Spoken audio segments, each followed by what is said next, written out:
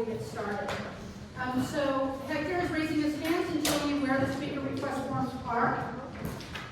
In order for you to speak on any of the agenda items, including one place where we take speakers on non-agenda items, in other words, you get 5 minutes on an item that isn't already on the agenda, we'll ask that you fill out a speaker request form. When we're in chambers, I'm only going to call on speaker request forms tonight. So if you want to speak on any of the agenda items, there's a copy of the agenda so you can see what we're talking about. And then you'll just list it on the speaker request form as either wanting to speak on a non-agenda item or wanting to speak on an agenda item, and then you just indicate in the space provided which agenda item you want to talk on. Does anybody have a question about that? Okay, so speaker request forms are right over there, and feel free to fill them out.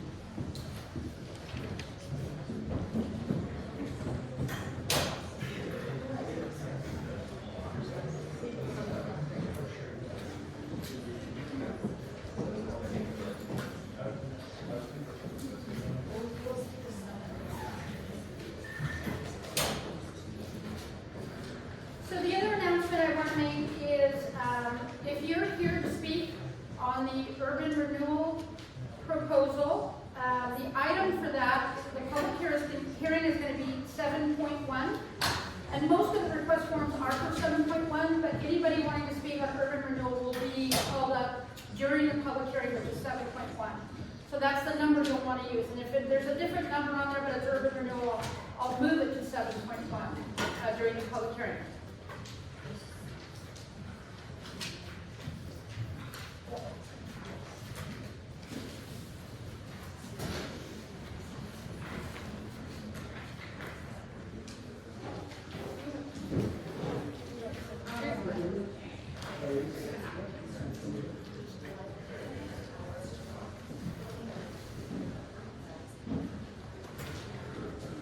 Okay, so let's start when you're ready.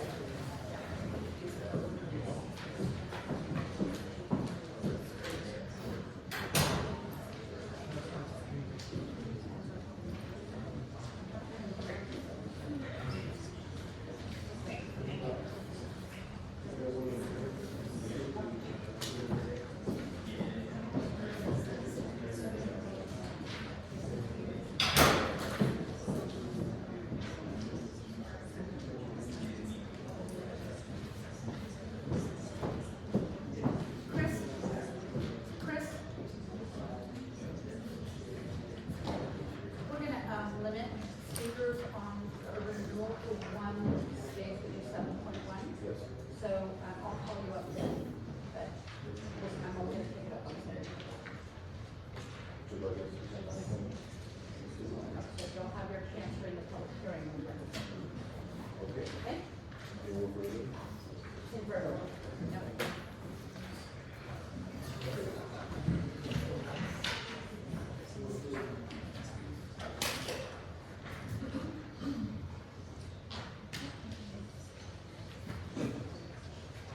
All right. Sarah? Okay.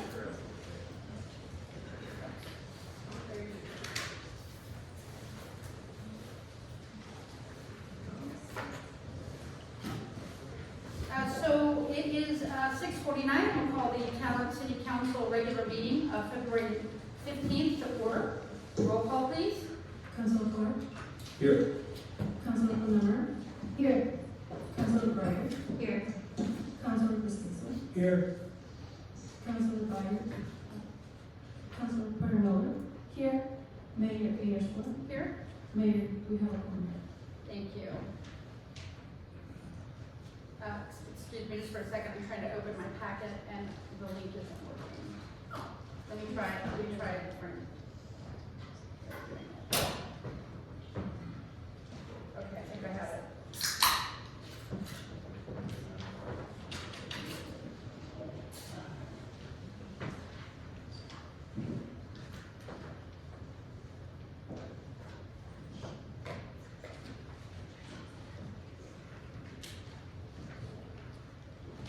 So before I get started, one more time for anybody who came in a little bit later than my last announcement. Speaker request forms are on the table. If you're here to speak on the Talent Urban Renewal item, that's going to be item 7.1. We're going to be taking speakers off of speaker request forms only. And when you fill out the speaker request form, just put item 7.1 on the speaker request form so I know to call your name up at that time. So the request forms are on. We have, Hector is taking names on a pad of paper and he'll send them my way. Okay, second item on the agenda is additions. Thank you. Additions or corrections to the agenda. Mayor, I do have an additional correction. Jump ahead of you, Councilor Clark. Sure. I'm going to add item, I believe it's 6.4 to the consent calendar. I'm going to hand out this item to you all. It's a letter of approval for the city to submit a grant application to the PrEP grant program. I think guys it's a requirement to have formal council approval to apply. And to remind everyone, this is for the two solar projects, the one at the community center and the one at the dog park. We're short funding, so we're planning to PrEP until we get the additional grant funding to make it happen. Great. Councilor Clark? Yeah, I would like to add, item 9.2, Bear Creek Greenway revisioning steering committee feedback. Okay.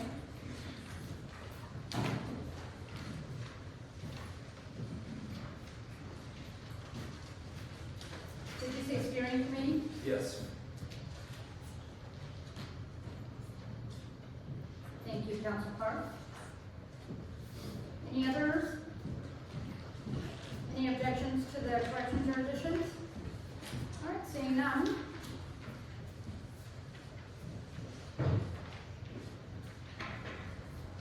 The next item on the agenda is community announcements. Staff, do you have any community announcements tonight? No? Board, council? Anything? All right, here we go. Next item on the agenda is speakers heard on non-agenda items. Before I call up names, I'm going to read something really quick. Helps to understand how this item works a little bit. The City Council sets aside time for in-person public comments for non-agenda items. Non-agenda items are topics that don't fall within any topic listed on the agenda. This is your opportunity to directly address the City Council with non-agenda topics of your choice. Please complete a speaker request form before speaking.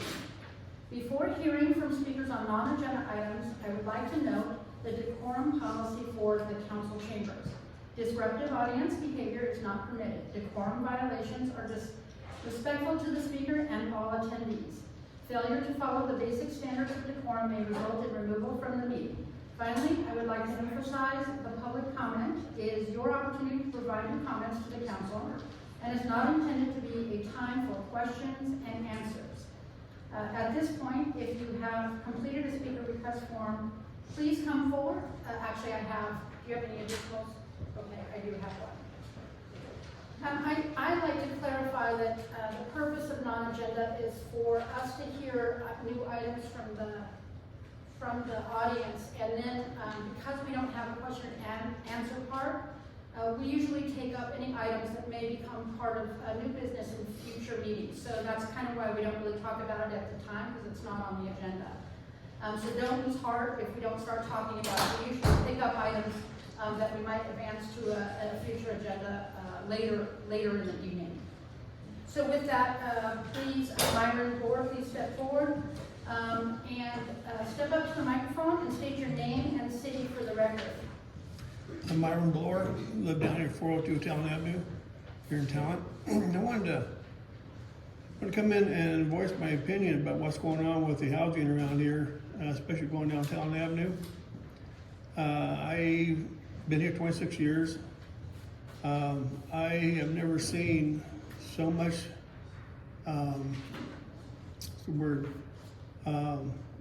way these apartments are being built. They look very, very cheap. They give the city a disgrace of a look.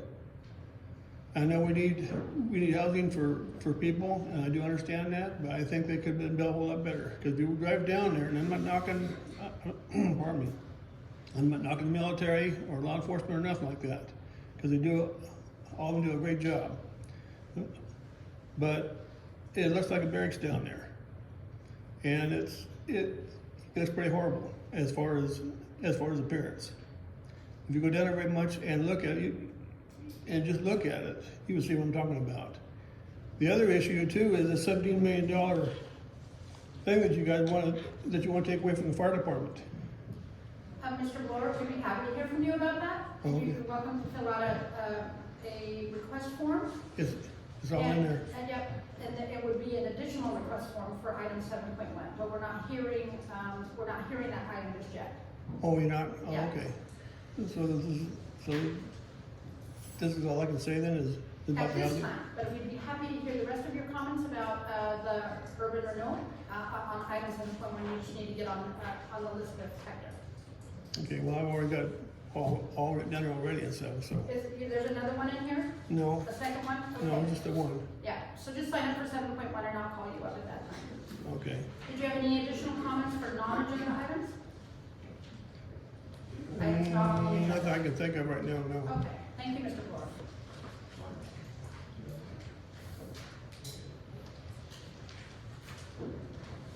Looks like that's all for non-agenda items.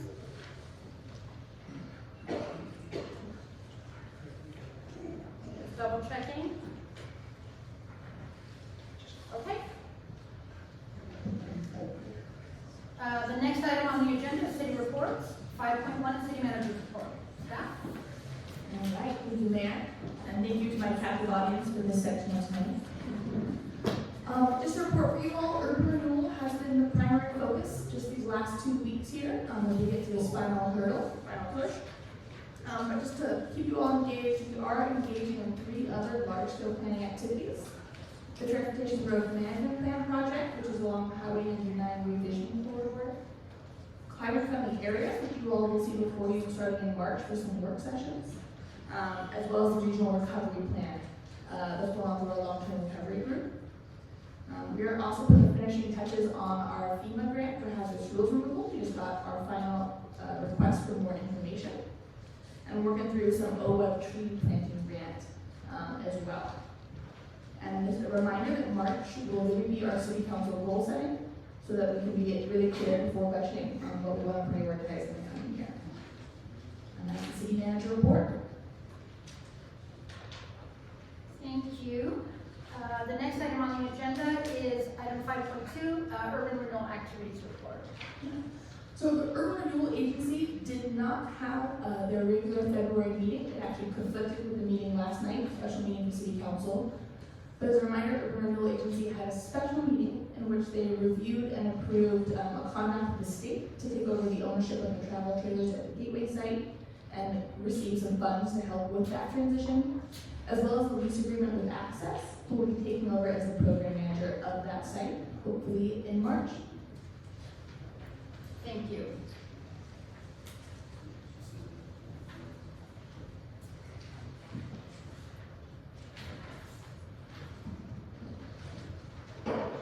Okay, the next item on the agenda is the consent calendar. And is there anything on the consent calendar? Well, 6.1 is approval of city council meeting minutes from February 1st. 6.2 is acknowledgement of the planning commission meeting minutes of October 25th. 6.3 is approval of the check register.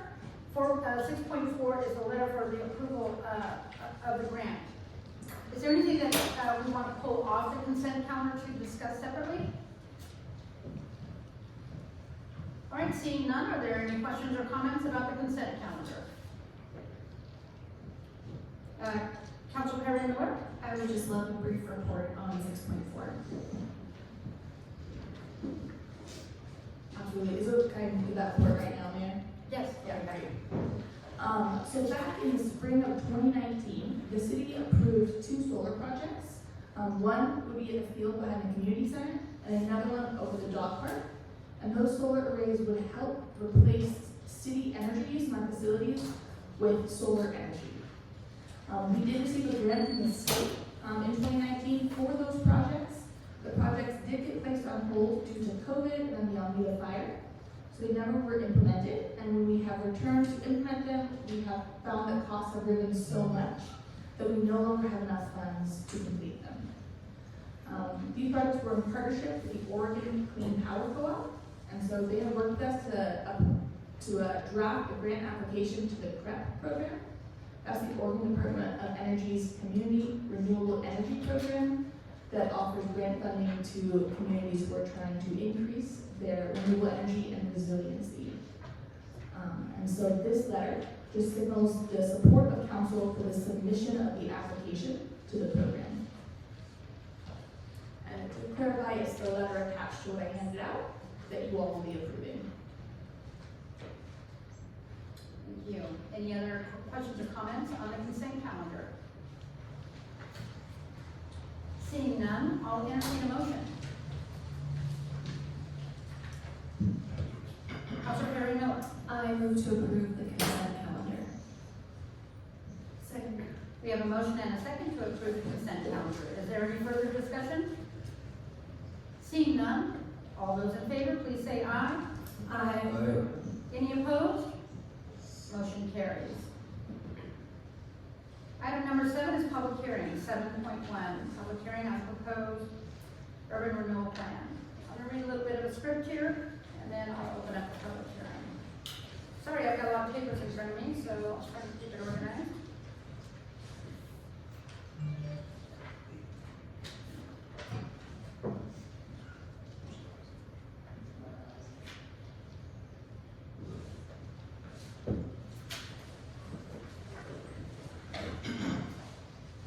The purpose of this public hearing is to hear input and receive questions from the community regarding the Almeida Fire Recovery and Revitalization Plan, an urban renewal plan.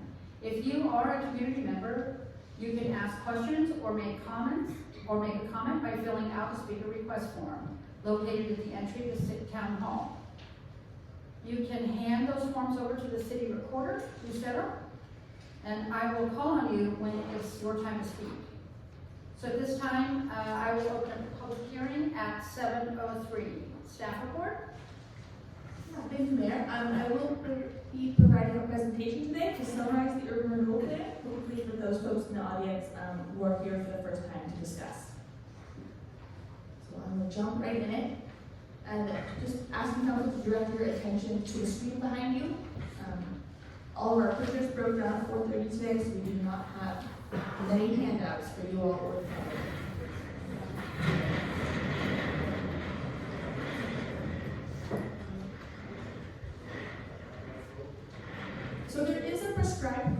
for considering an urban renewal plan. And that process is on the slide all in front of you.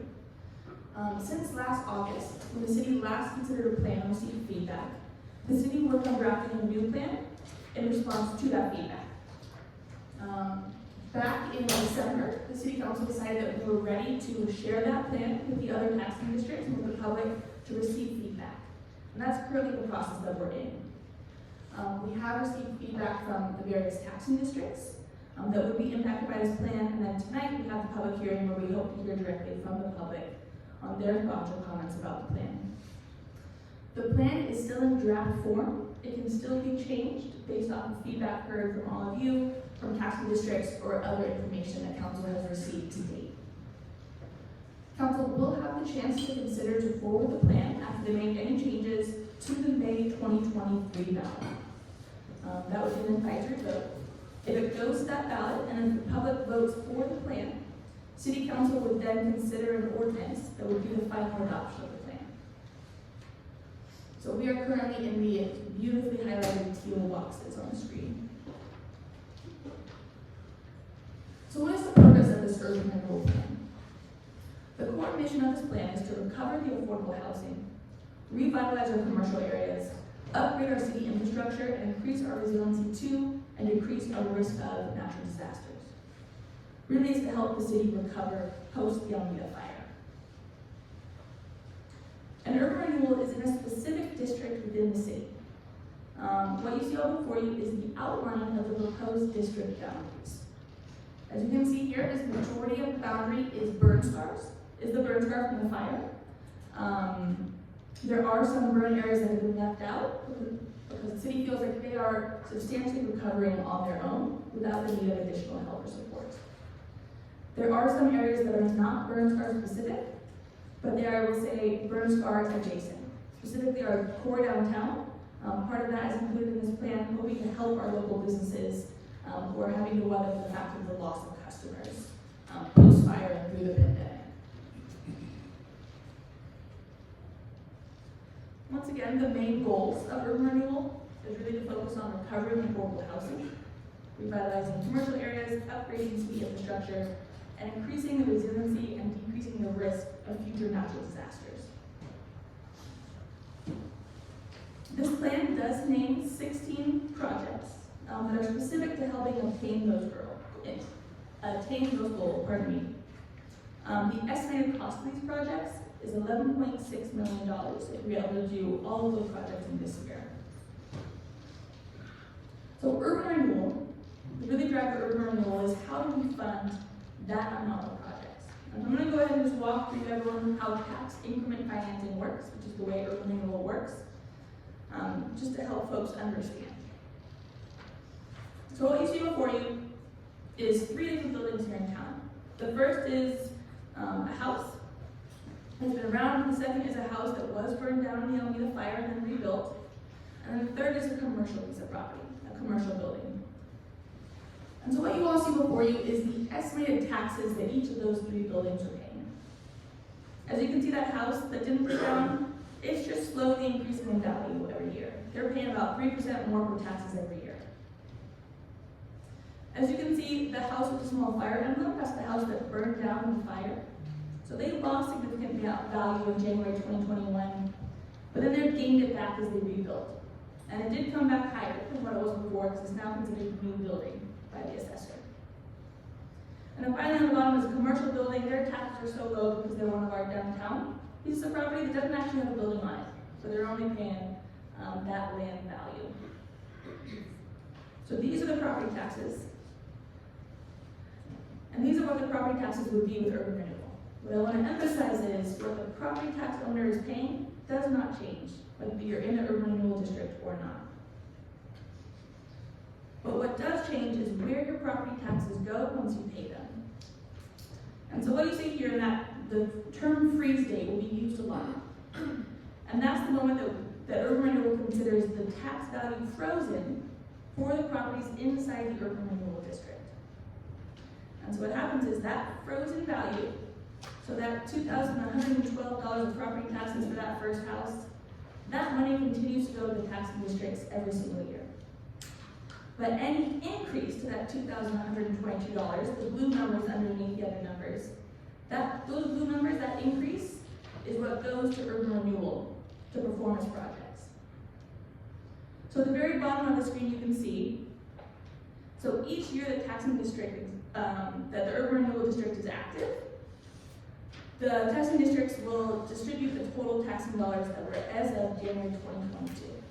And then the blue is what would go into urban renewal. That process is called tax increment financing. Here are the main takeaways from that process. Is the amount of property taxes that an owner pays does not change. It's where that property tax revenue that they paid, where it goes to after they pay. So it's, and that reallocating the growth in taxes to urban renewal only occurs for properties within the district. Any of the revenue that goes to urban renewal can only be spent within that district. Those are the main elements for tax increment financing. So what does it mean in the grand scale? So if we believe that we need to accomplish $11.6 million of projects that were named in the plan, the city would need to acquire a maximum indebtedness, so that's the total amount of money we expect to spend on projects over the lifetime of the plan, of $15.1 million. But the way that urban renewal works is that we tend to borrow money through bonds to be able to do projects more quickly. And of course, whenever we borrow money, there is interest paid. And so the total net TIF, which is the value on top, is the total amount of tax revenue that gets reallocated to urban renewal to pay off both the principal and the interest of that borrowed money to accomplish the projects. So whenever we say total TIF, that's the total tax money reallocated. Maximum indebtedness is the total amount of money that urban renewal can legally borrow, or the total amount of money they spend on projects. And the capacity is just our estimate of how much the projects would cost in today's dollars.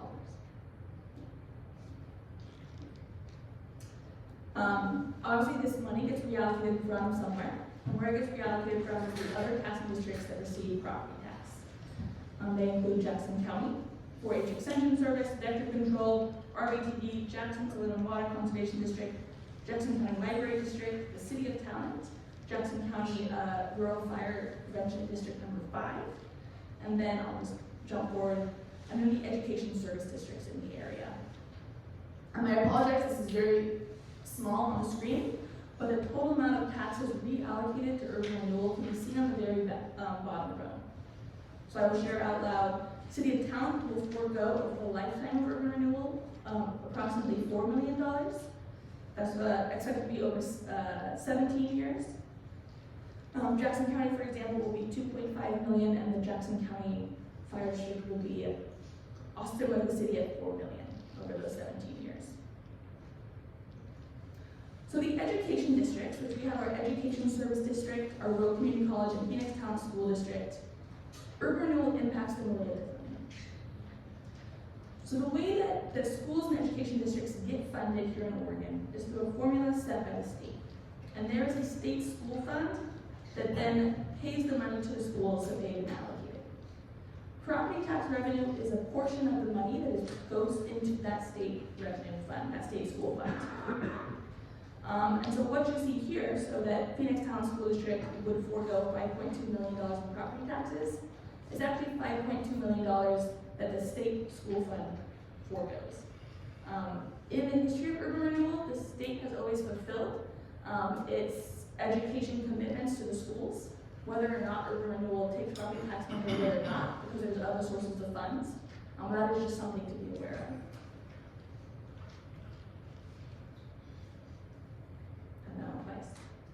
So really, what is council considering at this point?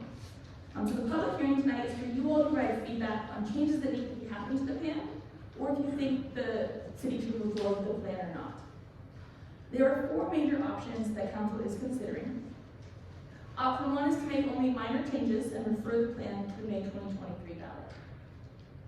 Option 2 is to delay the freeze date, that date that those property taxes are frozen for the other taxing districts, 1 more year down the road. So that would be whatever rebuild has happened through January 2023 would go back onto the tax rolls for those taxing districts, and then refer to the May 2023 ballot. The council could do that same thing, delay the freeze date by a year, We'll then refer it to a later ballot, either November or next May. That would allow time to make other larger changes to the plan if they so choose to. Or option 4 is just to table urban renewal for now and reassess if our recovery continues if it's a needed tool. We have heard feedback so far. I'm going to give you a brief overview of it because it did just happen last night. But I encourage you all to look at the council's agenda packet, where the letters are actually specified in detail from the taxing districts and from what residents have submitted for tonight's agenda. So the Jackson County is concerned that that the urban renewal plan as it currently states does push undue burden on the other taxing districts, and in some ways is projects that should be taken by the city of Talent on their own without the subsidizing of urban renewal. It offers some recommendations on how we could either fund the projects outside of urban renewal or how we could reduce the impacts to the taxing districts by delaying the year or waiting to reassess urban renewal later. Phoenix Town Schools, they submitted a letter as well. Their request was for the city to reconsider a year from now to better understand what our fire recovery is looking like and be able to dive more deeply into the details and engage the community to understand how they may be impacted. Jackson County Library Services submitted a letter in support of the plan. And then the Jackson County Fire Tribunal 5, they submitted a letter requesting that the city does not move forward with this plan because they're concerned it causes undue hardship to the fire district and their ability to provide fire services, and they also question the legality of our plan. Once again, that was a very brief summary. That was a really well thought out letter, so I really encourage everyone to go ahead and look at that packet for it. I do have one extra packet with me tonight if anyone would like to read it, but we're happy to pass around. And last but not least, we have received a significant amount of letters from the community in just the past, really 48 hours. This is representative of the letters we received just up till 5 p.m. Any letters that we receive after 5 p.m. will be added to the agenda packet tomorrow. But as you can see, there is a broad range of feedback that we've received in those letters. And there's just summarized up here on the board. I will take a minute for you to read while I grab a sip of water.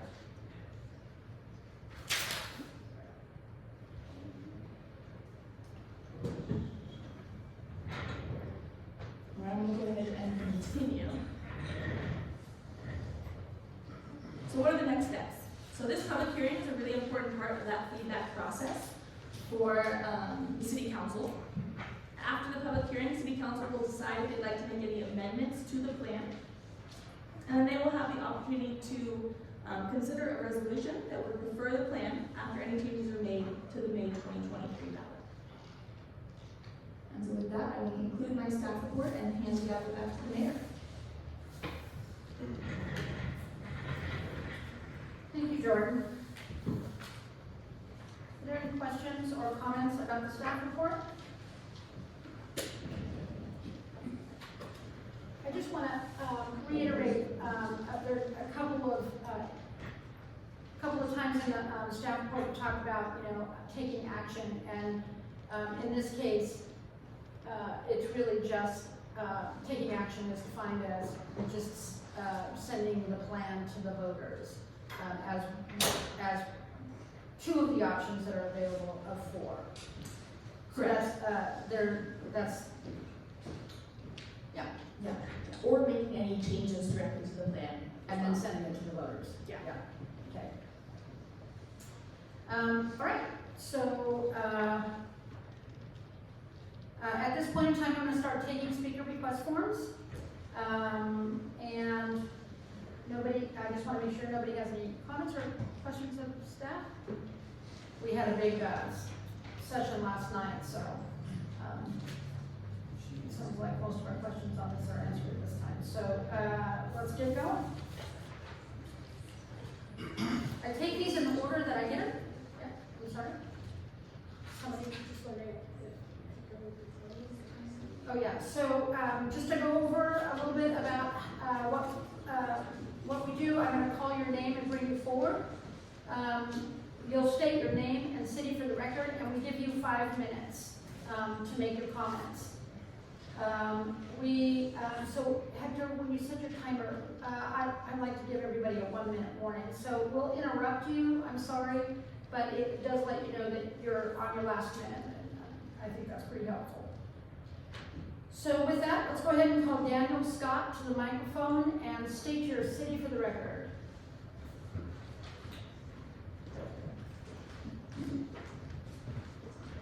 My name is Daniel, and I am a resident of Talent. Everybody here okay?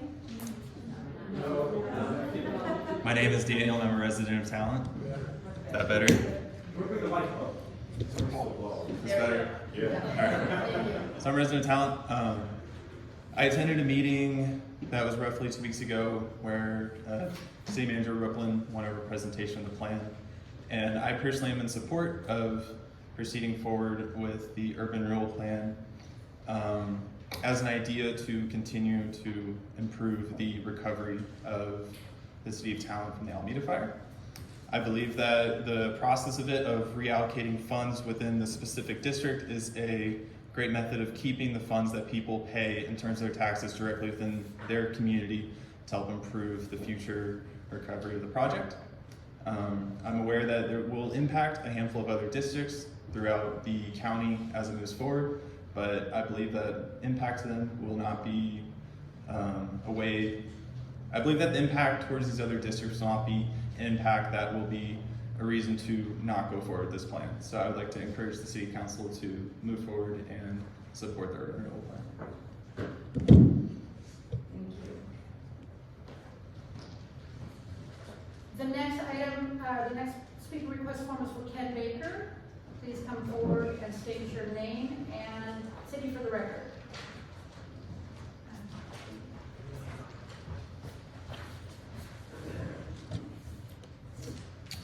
Ken Baker, I live in Talent. Jordan, I've known you since you were a freshman at Ashland High School, and you are an incoming soccer player in our program. Over the years, sort of lost contact and reconnected with you as you joined the city. Trust, I trust you. Turtle Board, City Council. Through the last 5 years, you guys have broken trust with the City of Talent. That started back when the previous board members, who were also highly involved with Talent Maker City, tried to get Talent Maker City free land in the original Gateway project without recusing themselves from Tura board votes. Secondly, this break in trust was amplified when a former councilor, Tura board member, posted an anti-police message on social media and the mayor liked it. From inside knowledge, I know this led to, at least in part, one Talent police officer leaving the department and the city. 3, for a lot of citizens of Talent, the proposition of a new Tura district is an admission that the last Tura district of 30 years failed in what it was supposed to do. They then see the ask for a new Tura district at an expense of reduced police, sheriff, and fire services, among others, as too big of an ask. And 4, prior to the election, you were asked to produce an audit of Tura expenses over the last several years. To the best of my knowledge, it has not been produced. Tura needs to accurately show the citizens of Talent how much Tura money, not grant money, Tura money, was spent on directors, consultants, administration, city staff, versus actual urban renewal. And this audit should break out how much Tura money, again, not grant money, was spent on the Gateway Trailer Project. Producing this audit, especially if it shows an inordinate percentage of actual Tura money spent on administration, this would go a long way towards attempting to re-earn Tura's trust with the citizens of Talent. Consequences of a new Tura district: reduced services. As I was taking a walk, my daily walk, back in December 29th of last year, I took a picture on my phone that shows a car stuck on the curb of a bioswale in front of the Cummings building. there was a talent police officer present. As I continued on my walk down onto the greenway alongside the Ashland Talent RV Park, I stopped at one of the trailers to talk with some employees of Jenkins Heating and Air who were outside one of the trailers. I asked them how things were going. They told me not good. They were there checking on an employee who had not shown up to work, and that when they got... Mr. Baker, so these areas are not at all associated with. Can I finish this? It'll be pertinent. Yeah, please bring yourself to the point. I am. Give him a little extra time.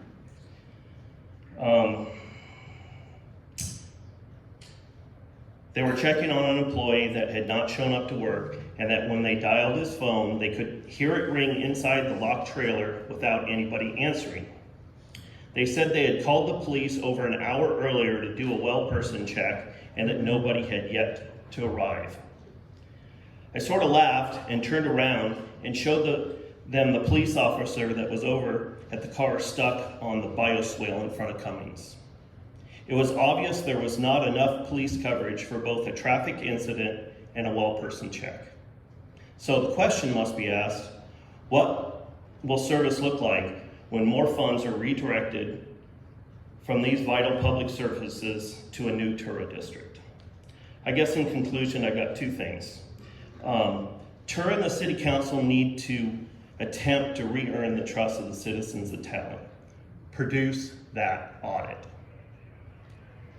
over the last several years and explain to the citizens why such a great percentage of the money that was spent on directors, consultants, staff, and then you need to explain how you will avoid that from happening in any possible new Tura district. And secondly, explain how this new Tura district will allow for a fully staffed police department, as well as not reduce vital sheriff and fire district services. Thank you.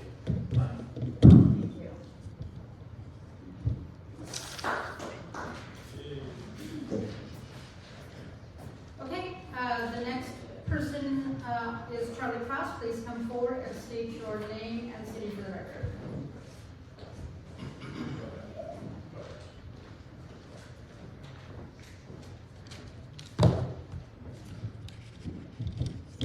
Pick this up so I don't break my back.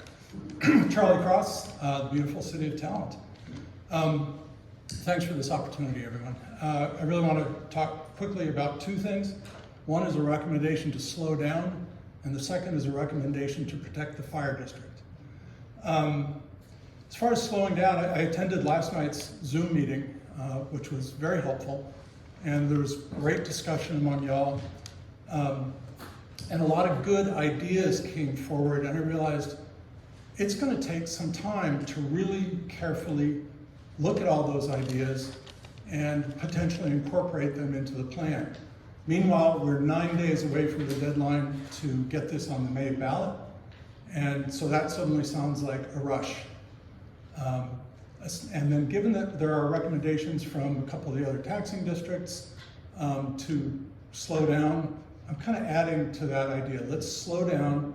Let's not shoot for the May 23 ballot. Really carefully review all the input we got. There were ideas about, for example, using fees to fund some things, looking at general obligation bonds. I assume that's all going to take some study to really incorporate and revise the plan. So let's make sure we've got the time to do that, do a good job, something that the city as a whole can be proud of. Also, looking at the first version of the plan last summer, and compared to the current one, a lot of other funding sources came through, grants and things like that. I don't know whether that process is done, but again, waiting a little bit might allow other funding sources to become evident that would reduce the necessary scope of what we're doing. So all that to me argues for taking our time, not rushing for the May 23 ballot, perhaps as Jordan suggested in her option number 3, looking at November or May of 24. As for the fire district, I don't know the legalities of putting together an urban renewal plan, but if we can protect the fire district from having to lose their $4 million of revenue. Let's find a way to do that. One thing that has come out a few times in this process is that we are building back denser than we were before the fire, at least in certain areas. That's going to require more fire protection. So I don't want to see that cut. And these folks, and there's so many of them who showed up at the back of the room tonight, they gave their all on September 8th and 9th and beyond, I'm sure. And I don't even know what that means as a regular citizen. I just know they were out there. I couldn't begin to describe the details. I just don't want to pull funding away from them. You know, that's kind of a heck of a thank you, guys. I guess that's pretty much it. I really appreciate what you guys are doing.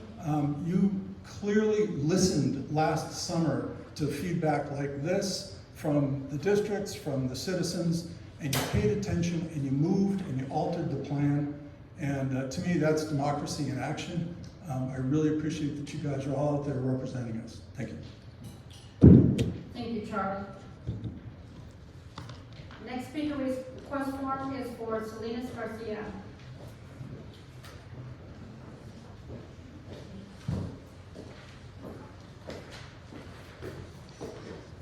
Please state your name and city for the record. Salinas Garcia, Town, Oregon. Así es que me llamo Salinas Garcia. It's kind of not working. Can you hear me now? Yeah. I don't know why it's cutting off. So my name is Salinas Garcia, and I was born in Ashland but raised in Talent. Currently, I am actually the lead cultural community organizer with Coalición Fortaleza, and I am proud to say that I have been part of the successful organizing efforts to establish the first resident-owned community in Southern Oregon, here in my very own hometown, Talent. Thank you, City Council, for your time. I know that this is something that you guys volunteer for, and I just want to send that thankful to all of you. But you know, some of the things that I realized while reading Tura is I do think that we're going a little fast. I do think we need to slow down, and part of that is due to the fact that currently the Tura boundary includes Shady Brook Mobile Home Park. As you've seen in the letters that we've submitted, Shady Brook Mobile Home Park is one of the last naturally occurring affordable housing on Talent Avenue. And I know that one of the priorities for Tura is to bring back affordable housing, but I do suggest that we also look into preserving the current affordable housing that we already have in place. Whether or not Tura passes, I hope that the restoration of Wagner Creek happens because it will help restore native species and protect our waterways while minimizing the wildfire dangers in that waterway. And then also looking at the budget that the current state governor has actually proposed for the year 2023-2025. She did propose a budget in building more housing and reducing homelessness. So I do think that we should look at that budget and strategize how we can get some of this funding into Talent and support us in our efforts to help create more pathways to home ownership opportunities here in Talent. And obviously, if recovering affordable housing is one of your priorities, like I said before, you should also prioritize to preserve the last naturally occurring affordable housing on Town Avenue, which is Shady Brook Mobile Home Park. And this Tura plan in general needs to be in service to our community needs. I do see there's a pretty big community behind me, but the community that I was raised in is currently not here. It looks like I'm the only one representing them. So I do think there needs to be a wider and greater effort in engaging the communities that typically don't show up to these spaces. And we must set this plan up with appropriate language that will secure and protect our ability to bring our families back home, no matter who is on the current City Council board. Thank you.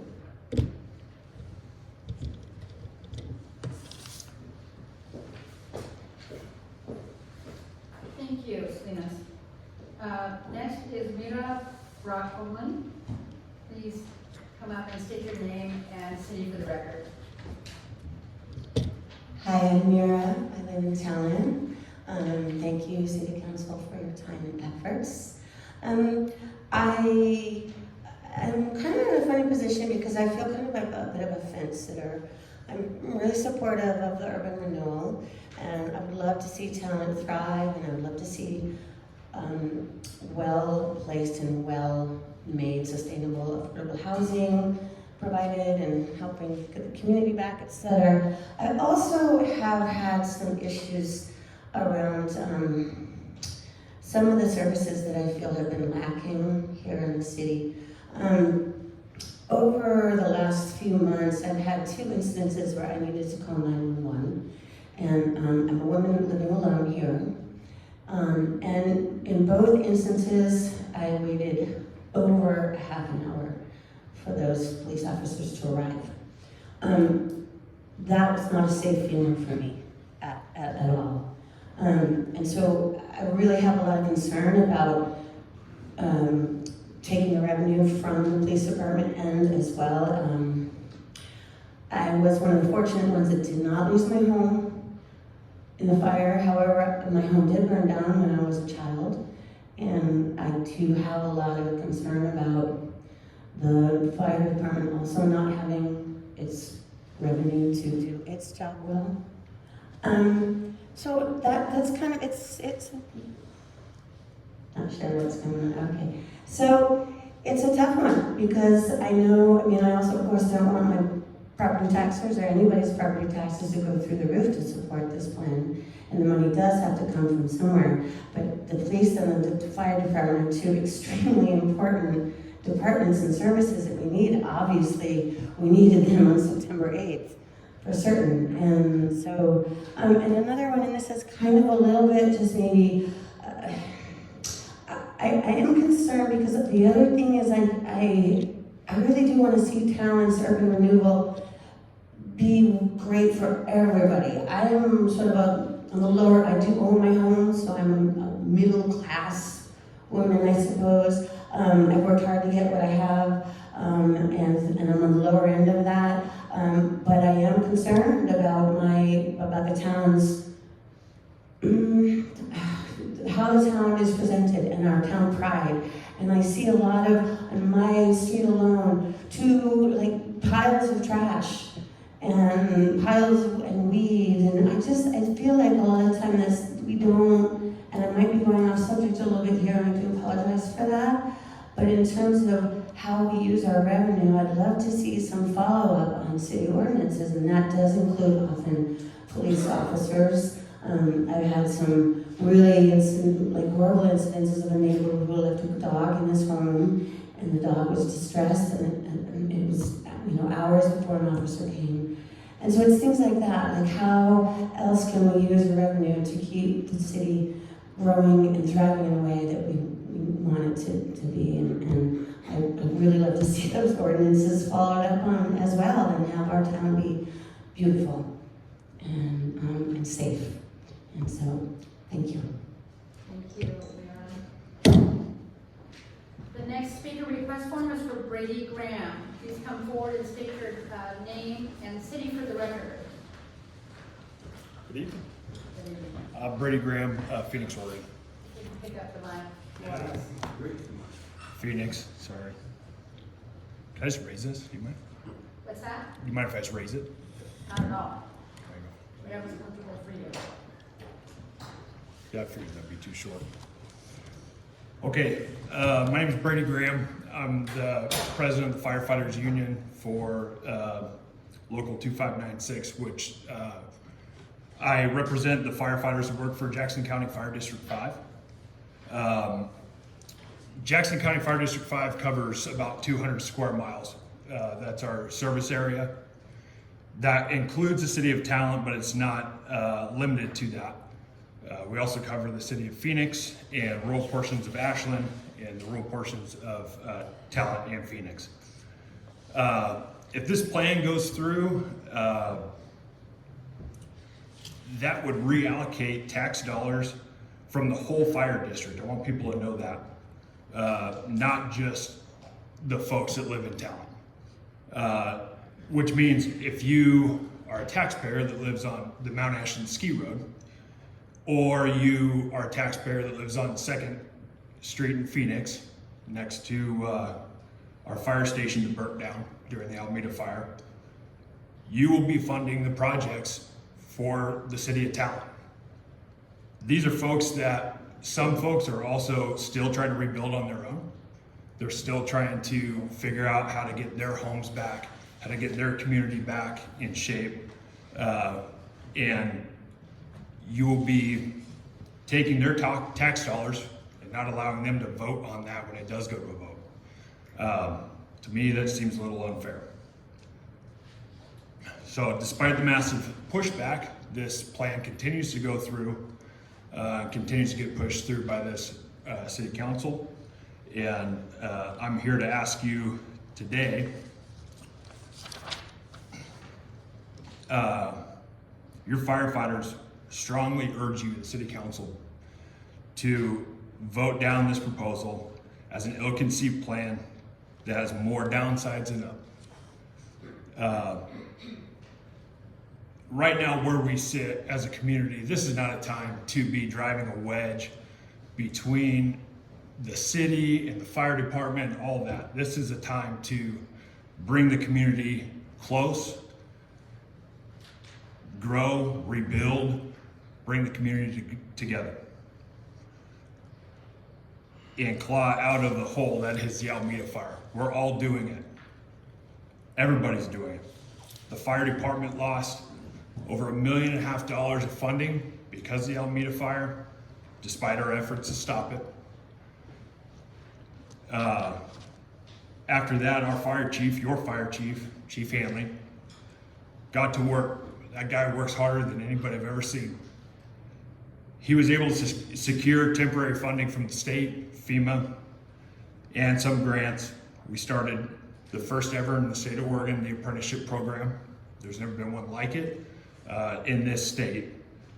And that allowed us to get our staffing levels for the first time in decades up to where they should be as set forth by NFPA 1710 that sets the staffing standards for fire departments. So the other part of this that I wanted to talk to the community about and also address with you folks, because we all live here, is that whether this goes through or not, I want to reassure everybody that the fire department, the firefighters, we're here for you. When you call 911 and the bell goes off, we will come. It doesn't matter, Talent Urban Renewal or not, we will be there. We will always strive to provide a better service. The unfortunate part about, and I mentioned already, the temporary funding for extra staffing. 1 minute. Thank you. We had the extra staffing, we have 1 more year of that. If this goes through, we will lose the chance to fund that staffing. And we will go back to staffing level that was pre-Alameda fire. So just think about that. Folks, if you ever need anything from us, please don't hesitate to call. Thank you, City Council, Mayor, thank you for your time. Thank you. Next speaker request form is for Jerry Hauk. Yeah. Please state your name and city for the record. My name is Jerry Hauk, and I'm a proud new resident of Oak Valley, finally got our home rebuilt at 140 Oak Valley Drive. I'm also know Jordan from a long ways back from Ashland High School when I was a teacher and coach there. I am speaking on behalf as the president of Oak Valley Homeowners Association, as well as myself. And first of all, I want to thank you, and really thank you for paying attention to the people. Last year you came out and they really had this feeling of push, and get it done and trying to jam it through. You listened and you delayed and you're still making decisions, you're thinking about it, and you reduce the amount of money. So I appreciate that, and that's a good positive sign, and there's more that we can do. The one thing that my community, I've had more than one homeowner, a number of them, speak to me about is a concern on the makeup of the boards, the city council and the tour board. And there's a public image out there that how can you say no to each other?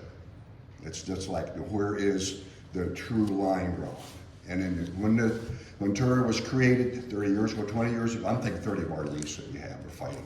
20 years ago, there were community members. I think it was 50-50, city council and community members. And now there are no community members. I don't know what the reason for that is. I don't know if there was no interest in it or there was just a desire to be all city council. But the request really is to have community members as a part of this package. Because you make so much money as council members, you know, that I mean, they think there's no. But I really think it really would be that next step, like when the earlier spoke about the image you have and the trust. And if you could go out and openly look to recruit some community members to be part of this tour board, I think there'd be a greater belief and support for it itself.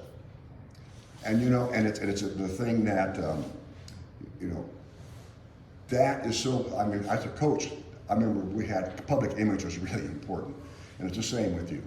Same with you and with that. And that's really the concern that I had, and I wanted to be real quick, and that's what I wanted to say. Is that really seriously, don't just look for people. There's some pretty good people in the city of Talent that can be great additions to this board and be very beneficial.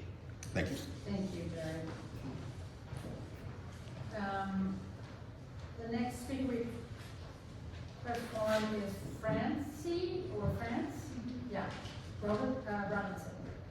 Please state your name and city for the record. Sure. Good evening. My name is France Robinson. I live on Arnos and Talent. I was one of the lucky ones whose home did not burn. However, being evacuated and realizing the importance of our emergency services more than I ever have in my entire life, I could not go along with any TURA plan that will reduce the budget of police, fire, and sheriff. I'm in support of your goals. They're beautiful, they're admirable, but I will never vote yes for anything that's going to take money away from emergency services. I believe there's a lot of Talent citizens that really have no idea, no clue of what is going on with the TURA plan, whether they're busy working parents or don't take the time to read your great article in the Talent City News. I'm not sure how to reach out to them. The lovely Hispanic woman who spoke earlier, she has a really good point. We need to get this information to more citizens. And if this does move ahead to the vote in May, I will take it upon myself to walk up and down my neighborhood and talk to people and see if they feel well informed about it. Because the better our citizens are informed, you know, the more unity we're going to have in Talent and the better outcome for everyone. Thanks for listening. Great, thank you. Midge Goldison? Did I get that right?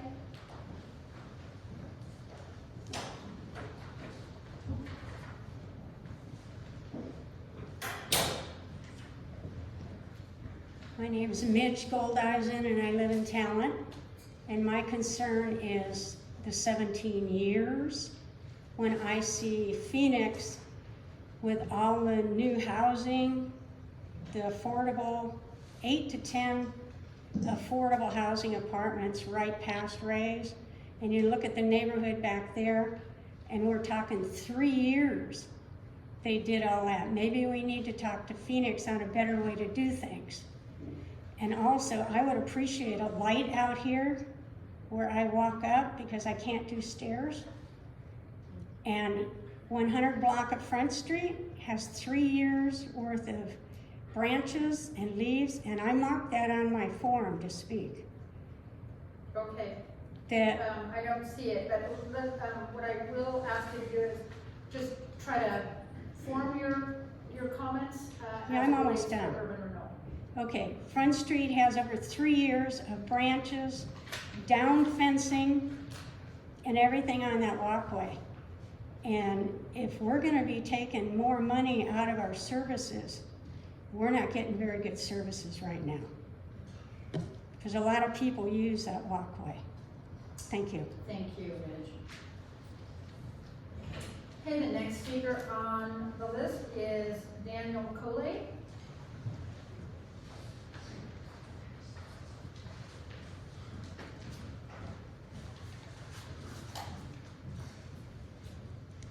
Daniel Coley, I live in Talent. I'll keep it short. Generally, I'm in support of the new Tura plan. I think I agree with a lot of people's sentiment about, I don't think anybody wants to take away services or take things away. So I think moving forward, potentially slowing down and looking at the actual ways that the plan will allocate money, looking at actual concrete things like we're talking about, you know, taking away money from this or taking away money from that, but what are the actual cuts that are going to be made? Is it, you know, one firefighter over the course of 17 years? I want to know those kind of things. I think too, potentially with the deadline being so close to get it onto the ballot, looking at, you know, maybe moving it forward so that the whole community can have the correct information and make an informed decision. But generally, I support the plan and I support the goals behind the plan. Thank you. Thank you. Next speaker is Myron Bloor.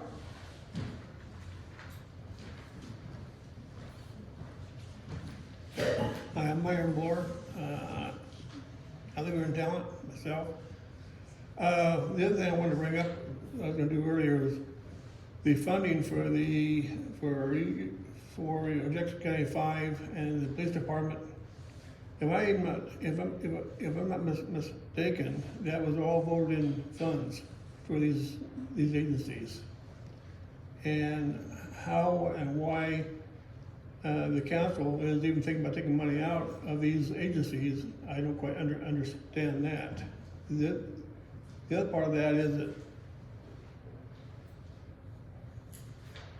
in the fire that we had here, it wasn't for the fire department and the police officers that we had here at the time, it could have been a whole lot worse, but they did a heck of a job. And I think as a member of Talent, that'd be a bad mistake to try and take any kind of funds from for the fire department or even the police department. And these people need to be reinstated for what they've lost already. That's all I gotta say. Thank you. Thank you. Chris Loves, please state your name and city for the record. Chris Luz, I'm with the city of Phoenix. I really like to see all the firemen here, and I appreciate you guys being here, and I'm so sorry that you have to do what you're doing to try to get the funding that you should have anyway. When the fire came into Talent, it burnt down hundreds of homes and businesses. All those homes came off the tax roll. When they come back onto the tax roll, the city of Talent wants to take every single dime of that tax money and give zero back to the people that worked heroically for us to fight the fire. It's not fair, it's not right, and I'm mad as hell over it. You guys should not even be thinking about doing that. I implore you, table this idea. Go back to an idea that will work. You don't need to tick off the fire department, tick off the school system, tick off the county. There's no need to do that to achieve what you want to achieve. Stop it. Table it tonight. A lot of people out there will be jumping up and down for joy. Last night, one of the counselors, and Hector, can you give me warning at 2 minutes? Because I got to talk about a separate issue also, 9.1 and A. Okay? So, thank you. So, one of the counselors said, what would happen if we didn't have an urban renewal? All you gotta do is look 3 miles down the road, folks. Almost all the houses in Phoenix are rebuilt. Not $1 of urban renewal money. Not $1. All of our multifamily housing is rebuilt. We're gonna have more multifamily housing after the fire than before. Not $1 of urban renewal money. Just north of Phoenix, just north of the old Jack in the Box, a 128 unit affordable housing project put in place by the Housing Authority of Jackson County. Not $1 of urban renewal money, folks. Our business sector is starting to boom. You see Garrison's warehouse right next to Lazy Boy Furniture? They burned down, they're all rebuilt, not $1 of urban renewal money. Umpqua Bank is back, Puck's Donuts is back, Phoenix is open for business. You guys can open up for business also. What will happen if you don't use urban renewal money? All of your housing will come back. Your multifamily housing will come back. Your businesses that should be thriving will thrive, they will come back without $1 of urban renewal money. Affordable housing is a regional thing. It's not a talent thing, guys. If somebody got burned out in Talent and there's a house available in unincorporated Jackson County or Phoenix, they're gonna hop on it. It's a regional issue. You have affordable housing taking place on Talent Avenue, by the old car wash. You have it in Phoenix. It's gonna happen, folks, without $1 of urban renewal money, without ticking off other taxing districts. Don't do it. Separate issue. And the mayor asked me to talk about this issue at this time versus, instead of having a separate talk about it. But there's 9.1A, 9.1B. And this is what voters would see in the voter pamphlet if this passes and goes through. It would say that tax increment financing comes from capturing property taxes from new development and increased property values in the designated urban renewal area, which is true. And that funding generated within the area must be spent on projects within the same area, and the plan would not impose new taxes and will not raise existing taxes. It's deceptive. It needs to be changed. I'm gonna give this to Hector to put in the record, but I would suggest that you say tax increment financing for the plan comes from property taxes on new development and increased property values in the designated urban renewal area, and these taxes are redirected away from taxing districts such as the Jackson County Fire Department, Jackson County, and the Phoenix Talent School District, and the City of Talent itself, and given to the urban renewal agency. Funding generated within the area must be spent on projects in the same area, and you gotta say that the plan does not directly impose new taxes or raise existing taxes, but the plan has the potential to raise taxes indirectly. That's a worry of the Phoenix Talent School District, that the fire department may have to issue a bond which raises taxes indirectly. You need to inform your voters and inform them honestly and openly. I'll hand that to Hector, and that's it for tonight. Thanks. Thank you, Chris. Okay, the next speaker request form is for Brian Larson. Brian Larson.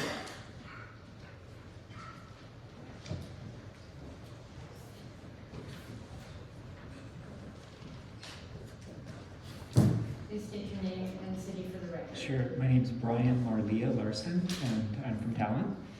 I'm a graduate of Eagle Point High School, but Talent has been my home for the past 20 years. And just to kind of share a little bit of the context of the issue that I came to just bring tonight, I'm a nurse practitioner that works for La Clinica. And so I work long hours. I was late tonight because I just came straight from work, and I've taken care of several people who have lost their homes in the fires. So I understand uniquely as a Talent resident, I think not one of us has not been impacted personally or known someone who has lost their home. I have a lot of patients still dealing with the PTSD related to losing all of their assets. And the struggle in that. So I support affordable housing in Talent. The concern I have is being a nurse practitioner also, and being surprised by what seems to be a conflict with the plan and what I had assumed or thought was an accepted plan for our parks master plan in the city.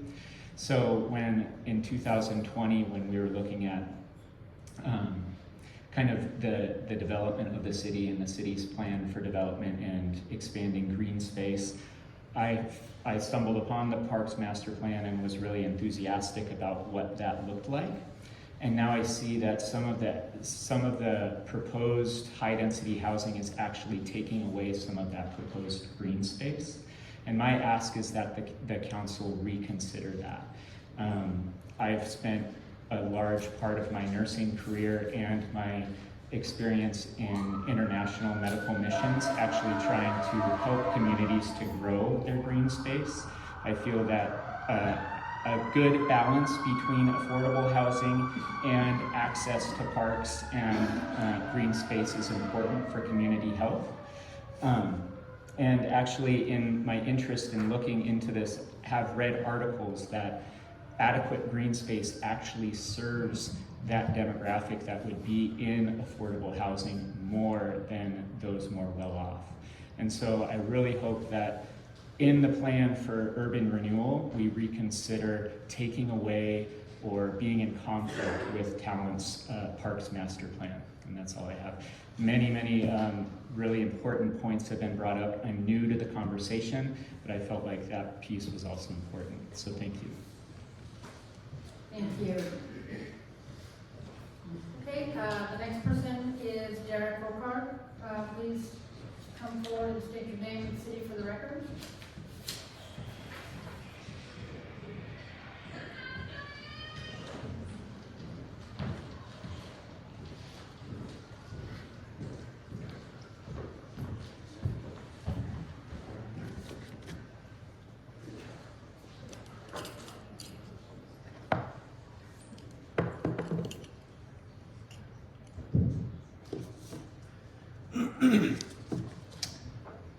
My name is Derek Volkart. Just a bit outside Talent. Just a bit outside Talent. Thank you, Jordan, Madam Mayor, Council, Dave and other staff as well. I would thank Elaine and Nick if they were here for all your hard work on bringing this urban renewal proposal forward. I appreciate that in your resolution last August, you chose to refer this issue to the voters in the May 23 election. I respect that decision, though I don't know that I would have voted for it. I think that was a hard decision to make. Given how duplicitous some of the urban renewal opponents have been with their moving goalposts and their feigning of pending crises for the slight burden that this urban renewal would bear on the associated taxing districts, with their increasing budgets over the years and the tiny percentage that it will take from them, it's easy for voters to get confused and misled. So I credit you for your decision to refer this to the voters in May, should that hold. I also appreciated the discussion last night at the special meeting. I agree with much of what was stated. You should be trying to grab as many state and federal dollars as possible to help fund this wildfire recovery plan. Ideally, those dollars would cover the entire recovery and no Rogue Valley resident would have to chip in to help Talent recover, but that just won't happen. Unfortunately, it will take more than that funding. Maybe Phoenix wants to spare some of their urban renewal dollars. They must be sitting on a pile over there if they're not spending them. As an owner of a large bank note on real property and Talent, that's the way I describe home ownership. And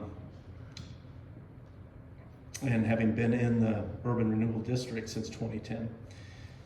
As a Talent taxpayer, I believe your responsibility is to propose reallocation of Talent taxes to help fund recovery before you turn to the residents for increases in taxes and fees.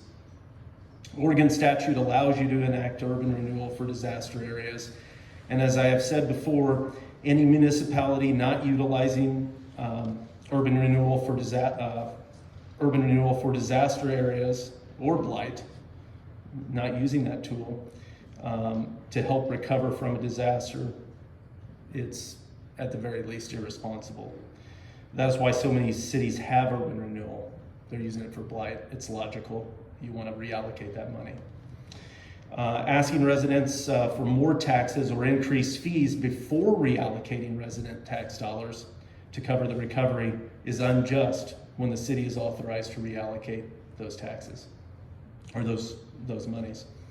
I think it would be hypocritical not to reallocate first. And I say that as someone who has voted for every school and fire bond that's ever come before me. So it's, that's why it's in the statute. It's a tool to help us. Finally, I want to make a comment about the community. I watched the Phoenix Talent School Board meeting from February 3rd. I have 2 children at Talent Elementary, and I'm proud of the community partnership that Talent has established with the school district. I know there are good funding opportunities coming from the state to help families get into housing, which is very encouraging. And I recognize this proposal is not a boon for the school district. But we also have businesses that are gone, some that won't be returning. After my shop burned, my landlord offered to rebuild, but I had to tell him that I just did not have it in me to take that on again. I just downsized. Many others felt the same, especially some of those business owners closer to retirement than myself. But I know there are businesses, most that were underinsured, that have recently rebuilt. Some are still trying to determine how to rebuild.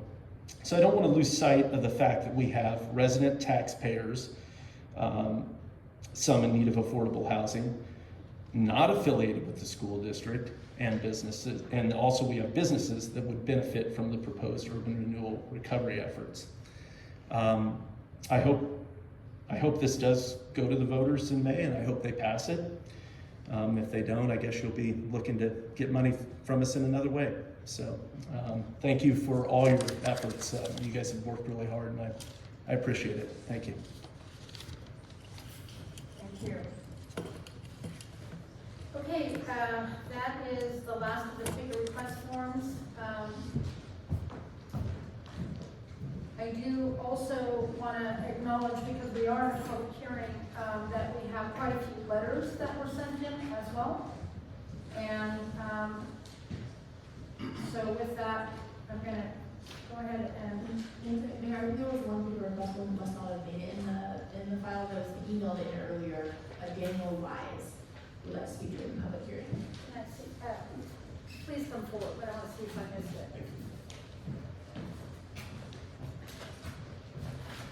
Go ahead, state your name and speak for the record. I was wondering whether I was going to be on that list or not. Daniel Wise, resident of Talent. I do want to recognize the work of staff and city council. Appreciate the depth and the struggle of really balancing the needs of the city and the needs for this expansion, for the rebuilding, the infrastructure rebuilding and so on that's required. And that balanced against where do you get the funding to do that, and the difficulty of, does that funding come out of someplace else? This whole idea of reallocation is a difficult question. And I also want to really acknowledge the goals and the way you have refined the plan since the first time, in terms of stating specific projects, specific project areas, and really getting much more detailed in this plan. That said, I am at this point really quite concerned about what appears to be a rushed nature, particularly this last 24, 48 hours. We had a deadline for the taxing districts. You have a meeting and basically need to make the decision tonight whether you're going to amend the plan and move the plan forward in terms of this advisory vote. I think that's really too rushed. You haven't had a chance to digest 137 pages, I think, of was in the staff report today, or the packet, and to really discuss what are the ramifications of changes that you might make, or some of the things that were brought up last night that Jordan really worked hard on trying to answer those questions, but there are more questions. So if nothing else, there's an appearance of rushing it through if you decide to move forward tonight. So I really urge it not to be put on the May ballot so that council and staff can really work through some of these details. The other thing that I'm really concerned about is relationships with our community partners, relationships with the individuals, the funding agencies, these other taxing agencies, and so on. Rebuilding community is not just about rebuilding houses, bringing in the people who were here before, but it is about rebuilding the relationships, rebuilding the community nature, really moving toward regional thinking of how can we solve all of our problems. We did a regional problem solving, that big effort of all of the counties involved in a regional problem solving. Talent does not stand alone in terms of what we fund, how we fund it. We have to stand with others. We can't stand in a vacuum. So I urge council at this point to choose options, preferably option 4 at this point, actually to table this urban renewal for now. It is a great source of funding, but it is not the only funding. To look at it again in a year, in 2 years, to see if it is more appropriate and we can work it out. If you're not willing to do that, then I urge you to take option 3 to at least minimize the impact on the other taxing districts, and to which has a small impact in terms of the implementation of this plan, but overall it will still allow all of the goals of the plan to be achieved with very little extra expense, and it also allows staff to increase capacity in order to actually make these plans happen. So it might be the better thing to delay some of the funding and backload it rather than front load it.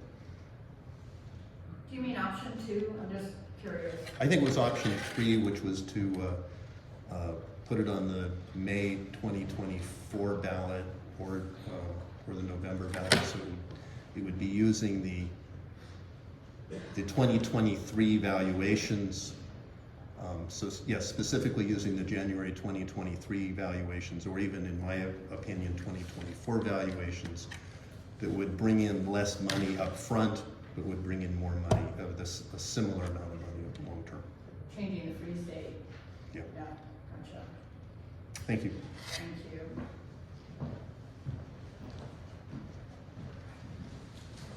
Okay, did I miss anybody else?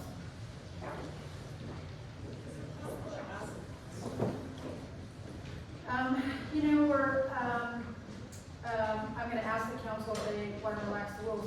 If we do ask any questions, should I go ahead and close the public hearing first? I think you do want to close the public hearing now. Yeah. So with that, I'm going to go ahead and close the public hearing. What I'm going to suggest if you have questions is just go ahead and write them down and leave them with the city recorder. And if we can get to them later in the agenda, we'll do that. But yeah, I think I'm going to stay on course with the council rules, at least for now.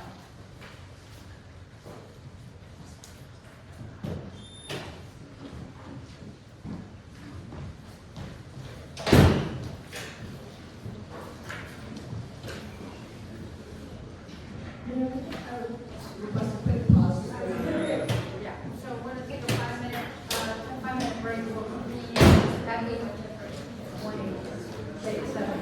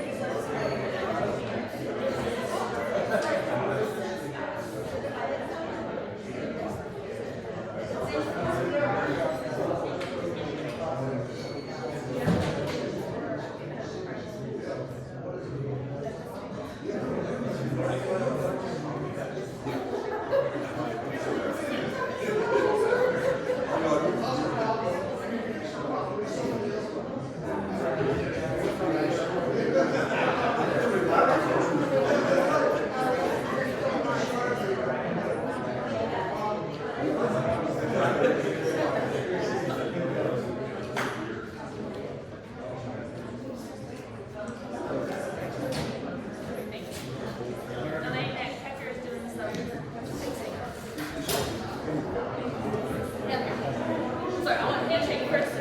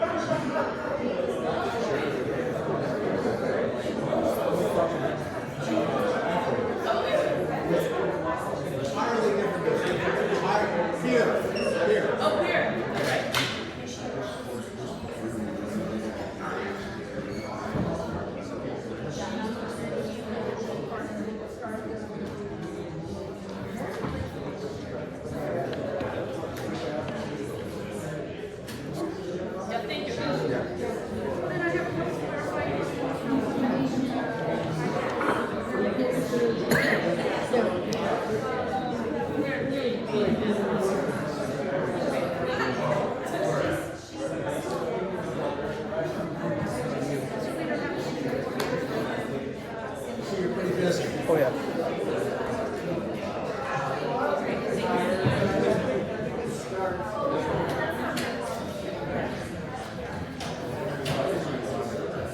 I wouldn't want to try to do that.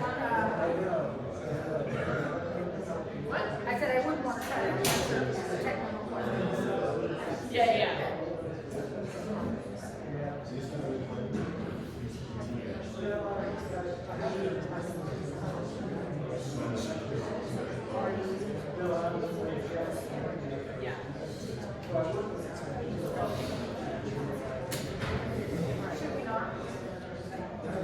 We can say that I'm responding to questions that you submitted to me from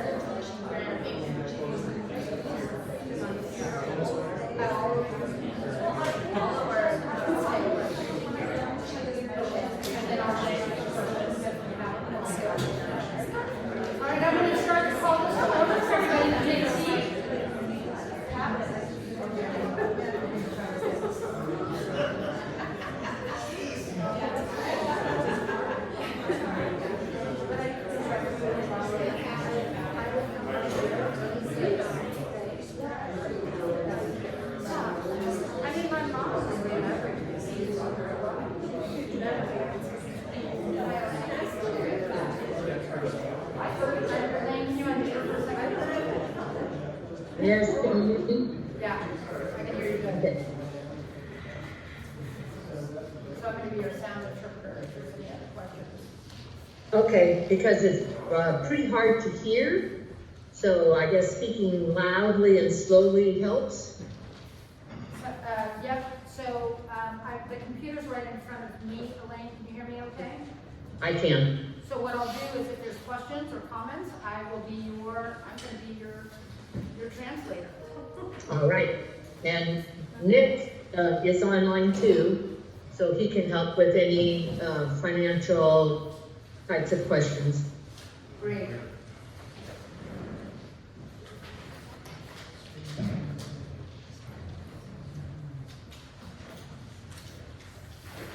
All right, so let's go ahead and call this meeting back to order at 8:25.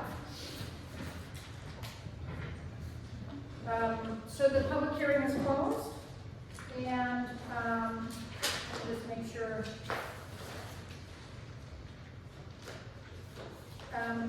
Are we allowed to ask any questions before we move on to the next item? Oh, yeah. So I submitted some questions. Would you, Jordan, help me with those questions? Yeah, absolutely. So the mayor received some questions from the audience that she has asked me to respond to. So I'm going to go ahead and say the question out loud and then do my best to respond. So I'm wondering about the water and hydrant situation. Wasn't some of the TURA money slated for fixing, improving, repairing the water infrastructure? So in this current draft of the plan, it is proposed to use TURA funds to help upgrade the fiber lines, so the lines that go to our hydrants. So they're higher capacity lines. So that is the specific water infrastructure aligned with the hydrants. The next question is, if we wait and slow down on TURA, what will happen if there's another fire? Will the access to water be the same as during the Almeida fire? That's a great question. So the city has taken steps to make plans on how to address the water situation in the event of a fire. We actually installed a new reservoir post the fire that gives, I'm not going to quote how many gallons, my public works director will be mad that I get it wrong, but a substantial amount more water to have in the event of a high water use need. And if TURA does not happen, the city is continually working to improve our water system, recognizing the likelihood of another wildfire event. And then I think folks assume that everything is under the jurisdiction of the fire district, and it is my understanding that some fire response preparedness would be funded by TURA. Isn't this a joint effort? So the fire district is the one that provides the fire services, so the response to both fire as well as medical here in this part of the valley. What the TURA plan is proposing is ways to try to make our town more fire safe, to reduce the risk of fire, which hopefully would reduce our need for services. That being said, urban renewal money cannot be used to pay for personnel, so it would not be able to be paid for either more policing or more fire services. And that's where the difference is reallocating revenue from the fire district to do infrastructure projects, whereas the fire district would probably use that money for personnel. Does anybody else have any more questions on item 7.1? All right. So with that, we are going to move on to item 8. Item 8.1 is discussion of proposed urban renewal plans. Staff report? Yes, thank you. And just to share with everyone in the room tonight, I will be having a staff report up on the wall behind you, since we weren't able to print the agenda packets fully tonight for you all. So you all as council have received a lot of feedback in the last few days, from both taxing districts, public hearing tonight, and the written comments that have been submitted to the city. So this agenda item is really an opportunity to discuss that feedback, to converse together if there's a certain direction, I call them options, that you'd like to pursue to help inform the remainder of tonight's agenda. I do come prepared tonight with some information requests that were made last night. Specifically, a summary of the impacts of the proposed plan to the city of Talent. So I did present this item several meetings back, but in written form. I'm happy to go over that. As well as a summary of what the financial impacts would be to both the plan as well as the taxing districts if we push that freeze date back 1 year. Also in the agenda packet, I'm happy is the timeline for when the ordinance needs to be adopted. What will the freeze date of the project start date be, just so you can understand the timeline and flows. Apologies for a very bad graphic. And then lastly, some specifics were asked, specific to taxing district feedback, and more information on general obligation bonds. And I was able to get that information compiled together, and I'm happy to share what I've learned with you all. So with that, I will just open this agenda item up to the room to you all to ask me questions, particularly following last night's information. I just have a quick question about option number 3.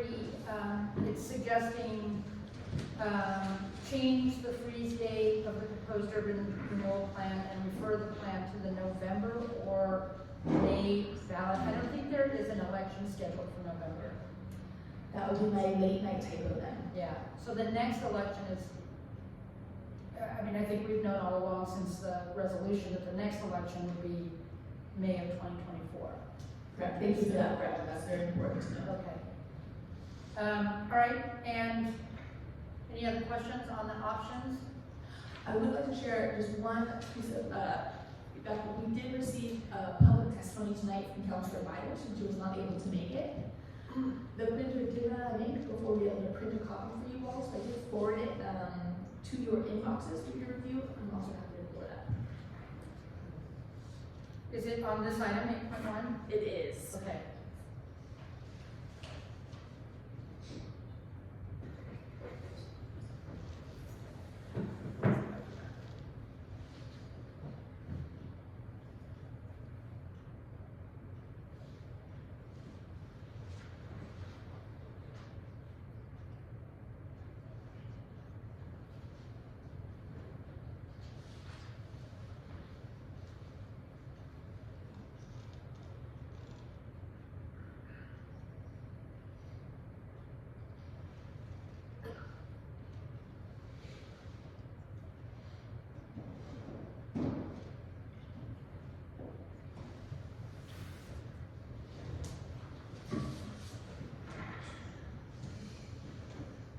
Councilor Commerce? I'm just wondering if people can read it, that format. No. Sorry. Maybe somebody could read it out loud, and not me, because I can barely make it out. You can also make it larger. That one might be on my tech skills, but I will use my best radio voice for you all, if that's okay. Do it. All right, so this is a written testimony submitted by Councilor Byers on agenda item 8.1, which we're currently on. In reference to agenda item 8.1, I want to first thank City Manager Jordan Brooklyn and consultant Elaine Howard for their thoughtful, detail-oriented work and incredible capacity to distill complex conceptual ideas into potent, approachable information. I also want to thank every Talent resident that joined the discussion and education arc. Talent residents articulated their prioritized goals. Bring Almeda Fire Space community members home. Make sure those who want to return or incoming new community members can find a home in Talent. Support our local business sector in recovery from Almeda Fire and its aftermath. This plan supports the above goals while incorporating feedback from other taxing jurisdictions. I would support moving forward with option 2, changing the freeze date of the proposed urban renewal plan and refer the plan to the May 2023 ballot. It will then be up to the residents of Talent to decide whether or not this plan moves forward. Elaine, are you able to hear okay?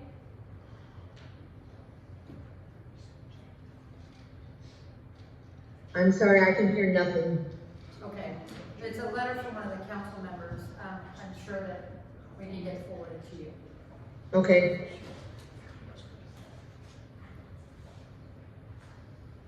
Okay, so everybody pretty familiar with all of the different options? Are there any other comments or questions before we start to discuss this? Councilor Penamara? Yeah, I just have a question on what you were showing us earlier, Jordan, that you got some information regarding from the attorney. I was wondering if that would be something to discuss in executive session, or if there's anything that you think would help us with this one. Yeah, so the attorney didn't have time to fully review the feedback that we received specific to the fire district's concerns of the legality of the plan. The recommendation would be to make a decision in either direction, and we still have a period of time in which I can consult with the attorney until post my executive session if council decides to change the action at a later date. That makes sense, thank you. Councilor Greider? I am interested in some of the recommendations from the letters received, 12.2 and 0.3 specifically. And I'm wondering, Jordan, where that would fall on the timeline in terms of options. Yeah, and so I'm going to provide a little context around what 12.2 and 12.3 are. Yeah, so 12.2 and 12.3 were community member letters submitted with recommendations on how we could change the language of the plan to more clarify and focus on those communities that the plan is intended to most support. Specifically, defining what affordable housing means, as well as naming the communities that are most likely to need access to housing right now, including our Latino community, our fixed income community, older adults, veterans, and folks who are disabled. And so, if we choose options 1 or options 2, which is to refer it to the main ballot, we technically can make changes to the plan, particularly language clarification changes. The recommendation is that we try to get those done as soon as possible so that the community knows exactly what they're voting on. But technically, the plan is not adopted until an ordinance is passed. And so a change to the plan could be made at any point, although I know the council's commitment is to put it to the ballot. So I recommend making sure all changes are made prior to the ballot booklet being published. Councilor Penamara? Yeah, along those lines, if we were to decide to take the advice of pulling out Shady Brook, is that something that we could do tonight and move forward? We could do that. Okay.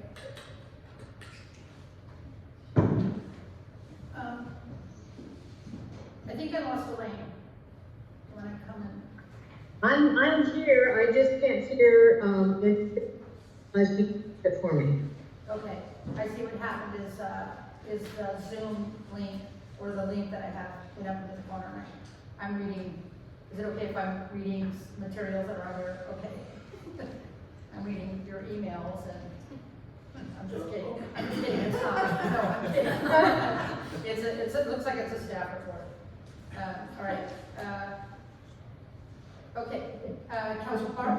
Yeah, I appreciate Councilor Greider raising that. I really appreciated the very thoughtful and thorough comments from Coalición Fortaleza, and really acknowledge, the history of urban renewal, the impacts that it has had on lower income neighborhoods in other cities, and that is really something that we deliberately want to avoid and trying to make sure that doesn't happen. In regards to Shady Brook, I have some hesitancy about removing it, or I want to sort of question that, it just because I wonder if urban renewal has the ability to bring resources to bear that would make it more secure as affordable housing in the future, and we hesitate to take that off the table, take that potential off the table. I wonder, is there any other, and I'm just sort of pondering if there's any other protections that we could consider putting on that property that would preclude a future board with a different agenda from something that would displace people, and which is sort of not what we want to see. Yeah, I think, one thing that I refer back to quite a bit is the Coley neighborhood plan in Portland. And so, just to provide that background, the Coley neighborhood is a predominantly Black neighborhood in Portland that is rapidly gentrifying and displacing folks who have lived there for most of their lives. And so Holy Neighborhood has grouped together to form a community-based plan that tries to use urban renewal to prevent that trend from happening. I want to recognize that their process was a 2-year community-led process. Elaine was the consultant on that, but it was really a community-driven one. And so, my recommendation to make this plan even stronger, to help protect against the possibility of displacement, is to take the time to work directly with the communities to really understand what those fears are, to be able to design the mechanisms to address them. I could make my best guess for us to make a change in a relatively short time, but I fear it would not be as robust if we took the time to really work one-on-one to deeply understand the potential leaders on both sides. Councilor Penamara? To follow that up, is that something that we would do as the city, or only as the urban renewal agency? Do you mind clarifying the question for me? So, as far as working with that community in terms of protections, is that something that the city could actually do, or is that only an urban renewal thing? No, absolutely. The city can absolutely work with any of our communities to help understand what issues they're facing and how the city can support solving issues or preventing issues in the future. The only difference with keeping trade growth in urban renewal is urban renewal funds could be used within that property at any point in the future. Taking it out, it just removes urban renewal as an option of funding for any projects within that specific property. I hope that's correctly into the question. I'm not sure I was 100% there. This is sort of an aside, but I just wanted to acknowledge Mr. Hall's comment about community members on the board. And I agree with his comments. And I know, Jordan, you brought this up. I know it doesn't affect this decision today, but I think moving forward or some point in the future, that's something we can really consider and work on. Just thinking of that in terms of working with community and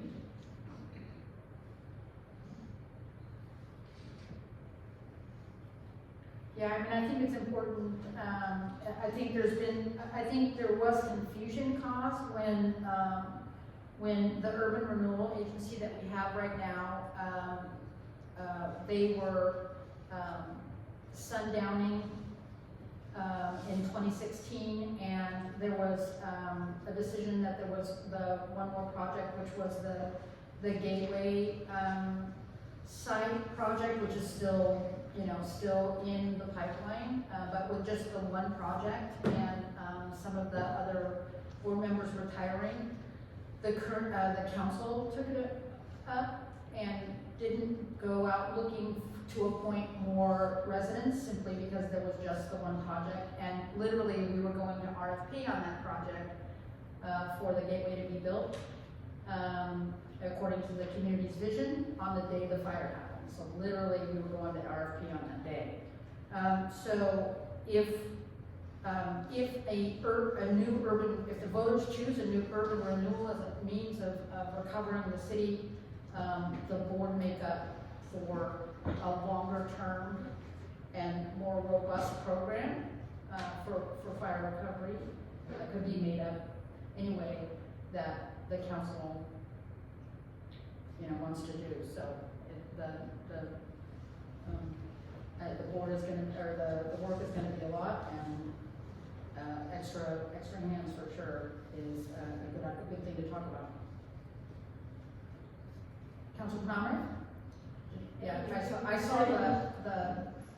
I'm just wondering if we need to make a decision on chamber tonight or not, and if we do, as far as understanding what the intent of that request, how can we best honor that the intent of that request, either taking it at face value and then moving Shady Brook, whether that appeals, or leaving it in and maybe taking it out later, but explaining, trying to clarify,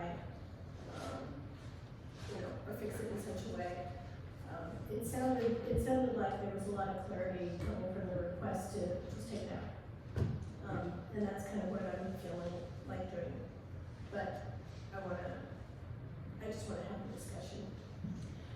Thank you, Counselor. To clarify, we only need to make a decision tonight on Shady Brook if we go with option 1 or 2, which is referring it to the NADA. And,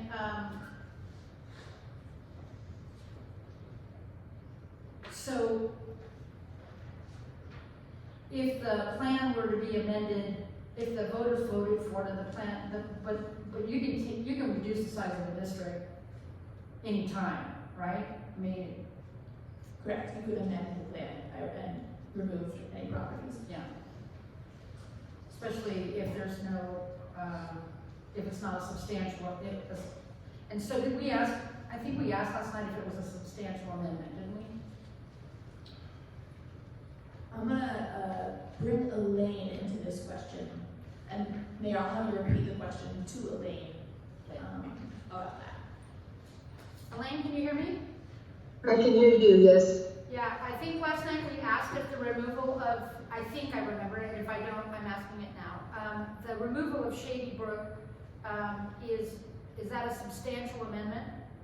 No, removal of acreage can be done at any time without having to do a substantial amendment. So, so can I ask It's you? a minor amendment.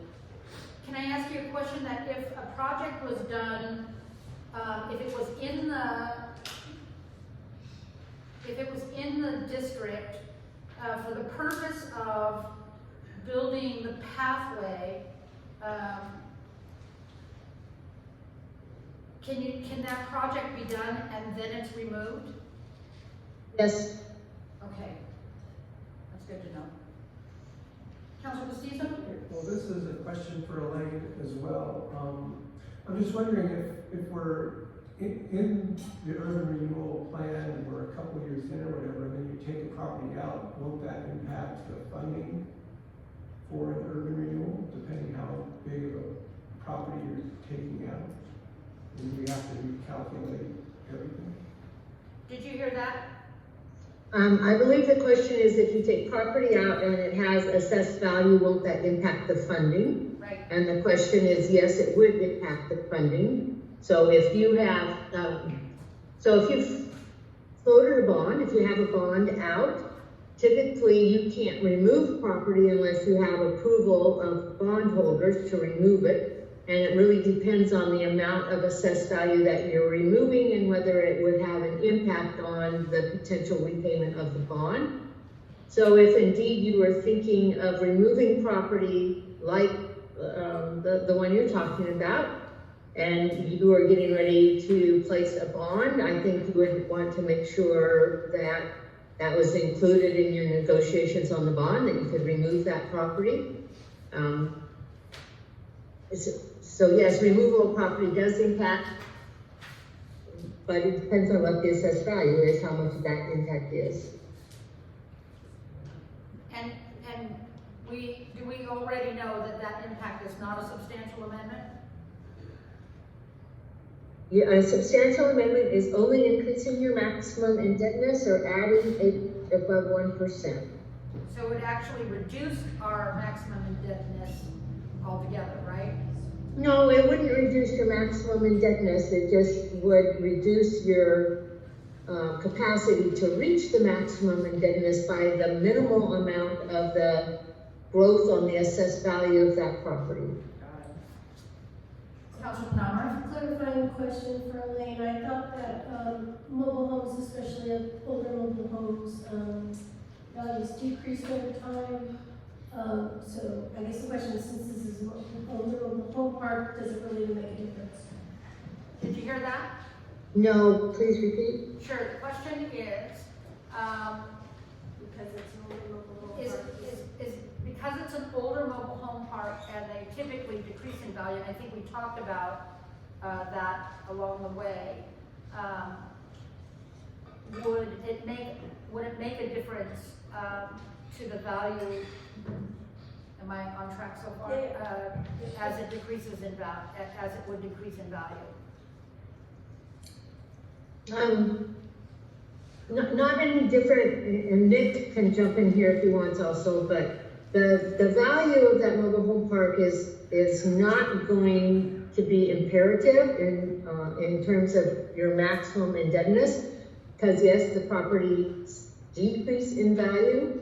So removing a mobile home park from your property is not going to have a large impact on your ability to reach your maximum indebtedness.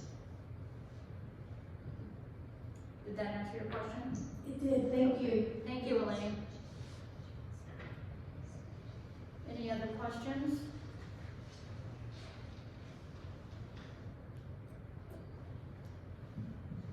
Councilor Penamara? Can we talk about options? Yes. I concur with Councilor Byers. I think her recommendation is a good one. Frankly, I don't think I heard anything new, or have heard anything new, substantively new, since the last time around. I do want to say, I do think that the suggestions we got from the taxing districts were, a lot of them were excellent, and I'm looking forward to going through and incorporating some of those. But right now, I feel that option 2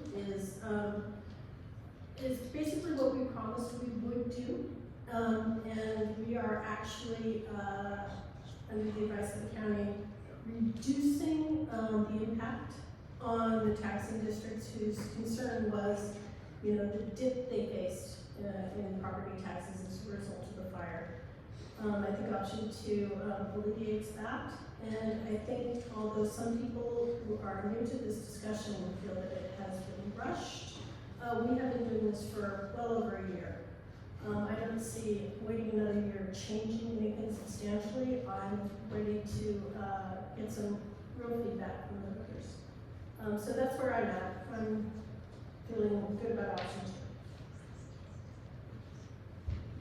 2. Councilor Clark? Yeah, I'm in the same boat. This process has been good for improving the plan. I'm very satisfied with the plan that we've put together. It is work that we as a city need to do, and we need to find a funding source to get this work done. And urban renewal is a pathway that will get the work done sooner, have a more immediate impact for our residents, and will not result in raising anyone's taxes. So I think, on the advice included in the letters we received, delaying the freeze date to the January 2023 values lowers the brunt of the impact on those other taxing districts. And yeah, we this is a complex process. There are trade-offs. We said in August that we would give the voters a chance to weigh in on this, and I think it's important that we follow through on that. Any other comments? Councilor Bastizo? Yeah, I would just say that I'm sort of on the fence between option 2 and probably option 4. I don't believe we really rushed this. But I was just talking to someone on the break, and it's really hard to predict the future these days, even a couple of years out. And though I'm not really seeing how some of the things that we're hoping to accomplish, we're going to be able to accomplish with other funding. Certainly not all of it, potentially some of it.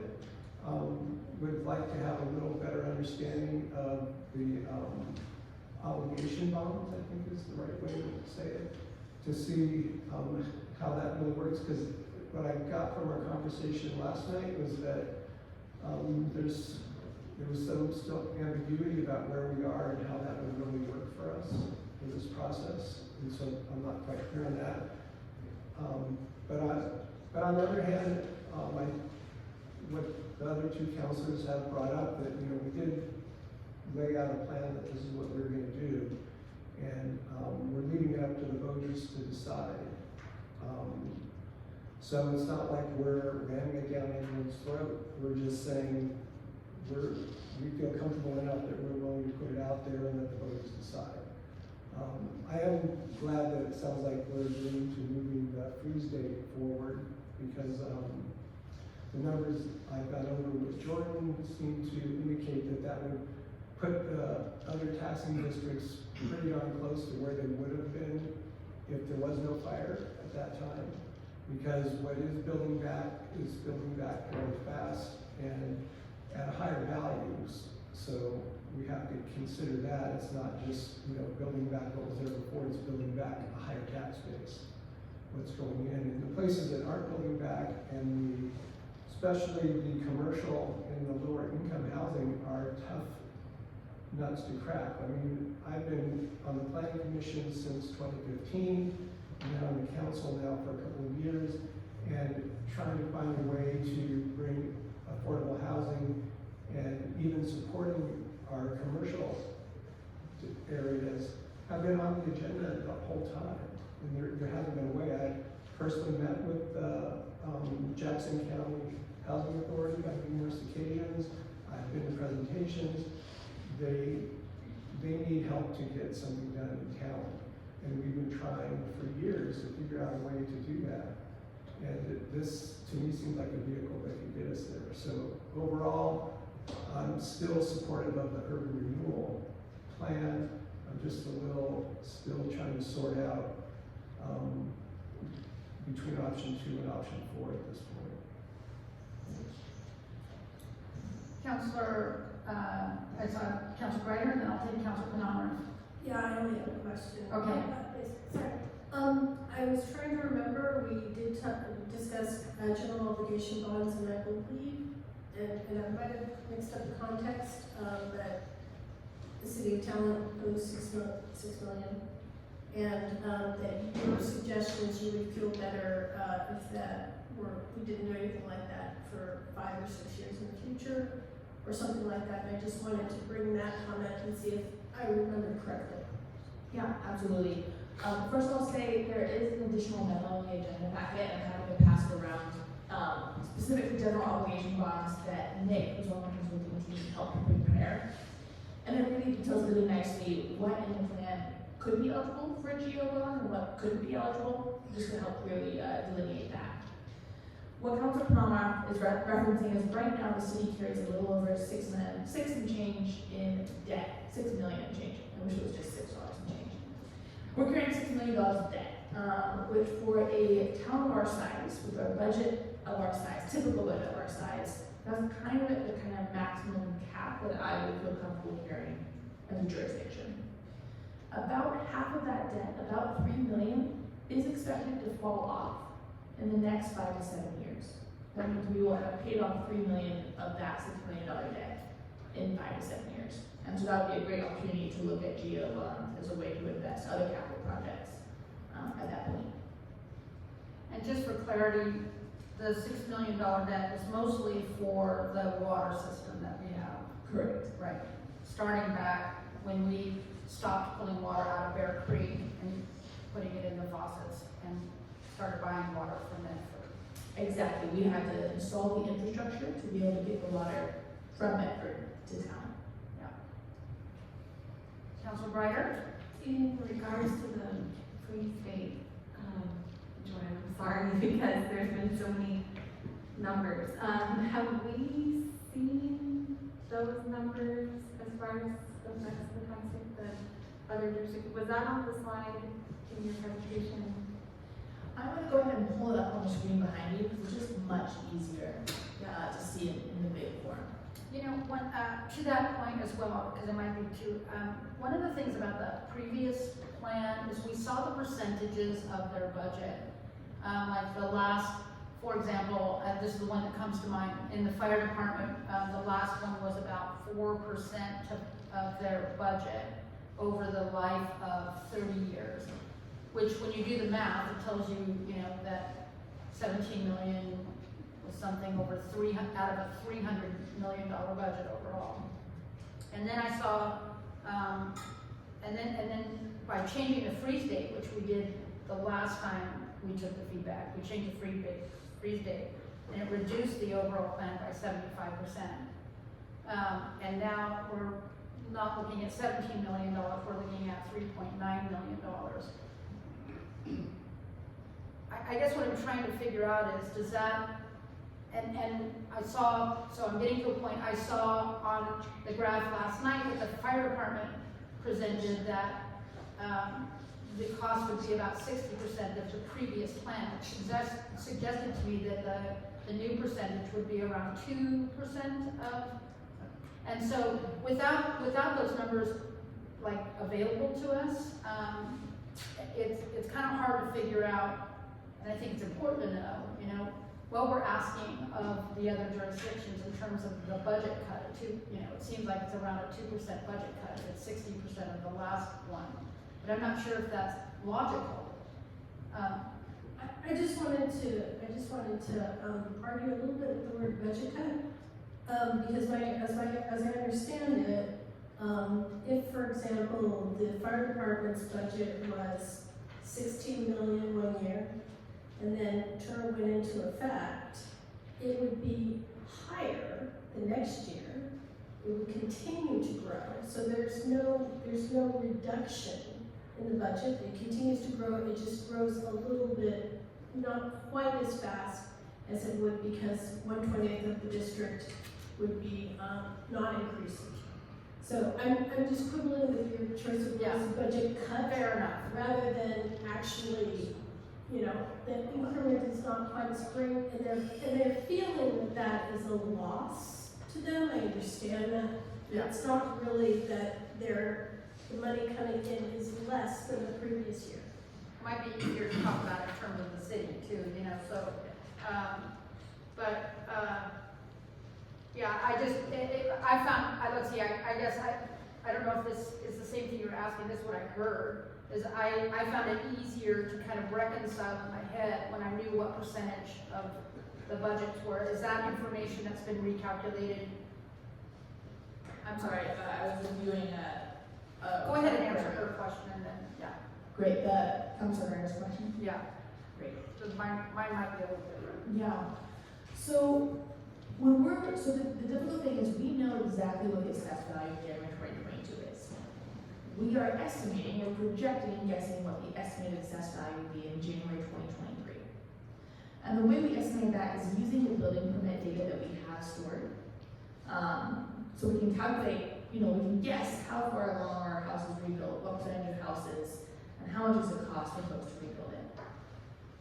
So what we expect is we anticipate, I'm seeing a typo already on this graph, and I'm so sorry about that. We expect to think about another $16 million to go onto the frozen base if we wait another year. That $16 million, represents a 26% increase in the amount of money each tax district gets from that frozen base compared to if we freeze it January 2022. This is, a benefit to the city. It does get us closer to what we would have been without the fire having occurred for us. It is also potentially a conservative guess. More than just that 16 million may go on the tax bills. I don't anticipate less, but it is potential that more value could be happening as of January 2023 than we are estimating.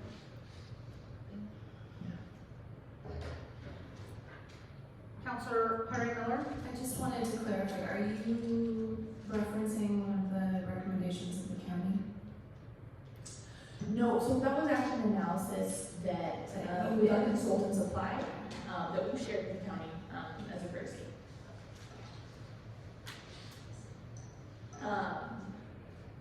And I'm going to go ahead and answer your question. I think Elaine did hear very quickly, and Elaine is, I think, prepared to provide some insight if you're still looking for an answer.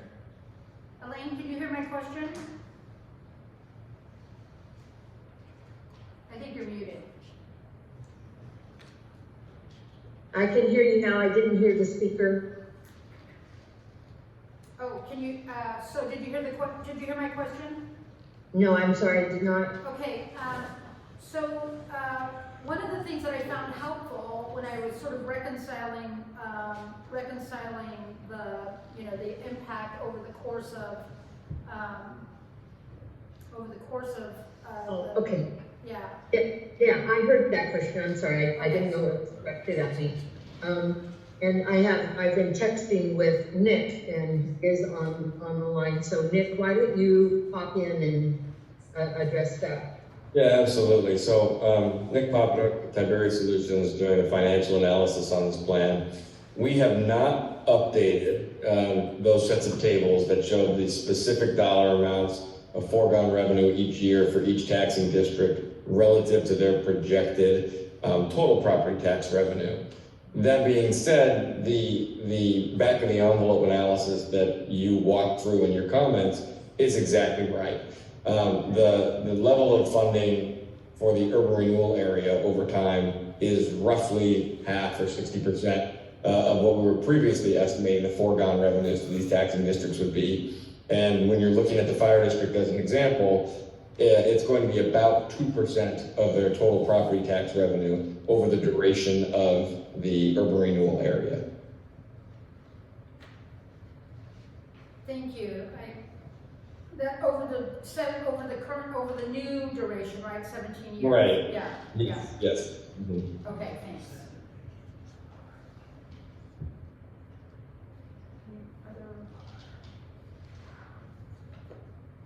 It's just so odd that, there's a reduction of, what I struggle with, I thought that was the right math, but the part I struggle with is that the whole plan is reduced by 75%, and yet, anyway. And the one thing I'll show that's different very much from the numbers of the first plan versus the numbers of this plan is we had a year of data to go on to know how rebuild will affect assessed values.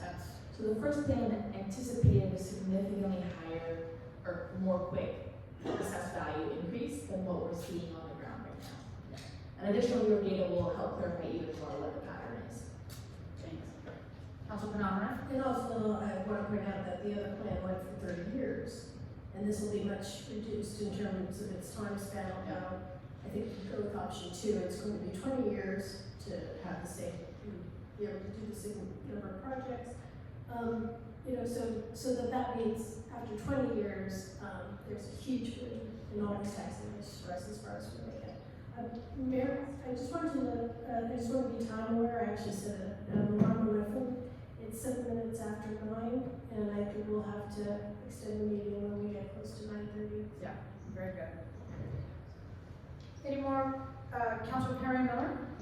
Yeah, I'm just looking at these options. I continue to struggle with the feedback of hurry up and wait. I like option 1. I love our plan. I think it addresses our recovery and the revitalization that we need to do. But I also would feel comfortable moving to option 2. I like that it makes our jurisdiction partners more whole so that they aren't feeling that hit quite as much. So that's where I am now.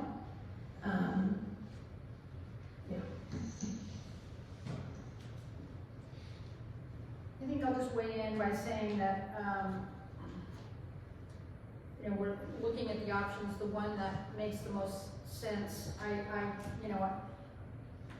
want to make my comments by first saying that I echo everything that's been said, but I would add that the first time that we reviewed this after what I think at the time was about a year working on it, we really weighed the comments that we got from residents and also from feedback from the jurisdictions, and the jurisdictions asked us to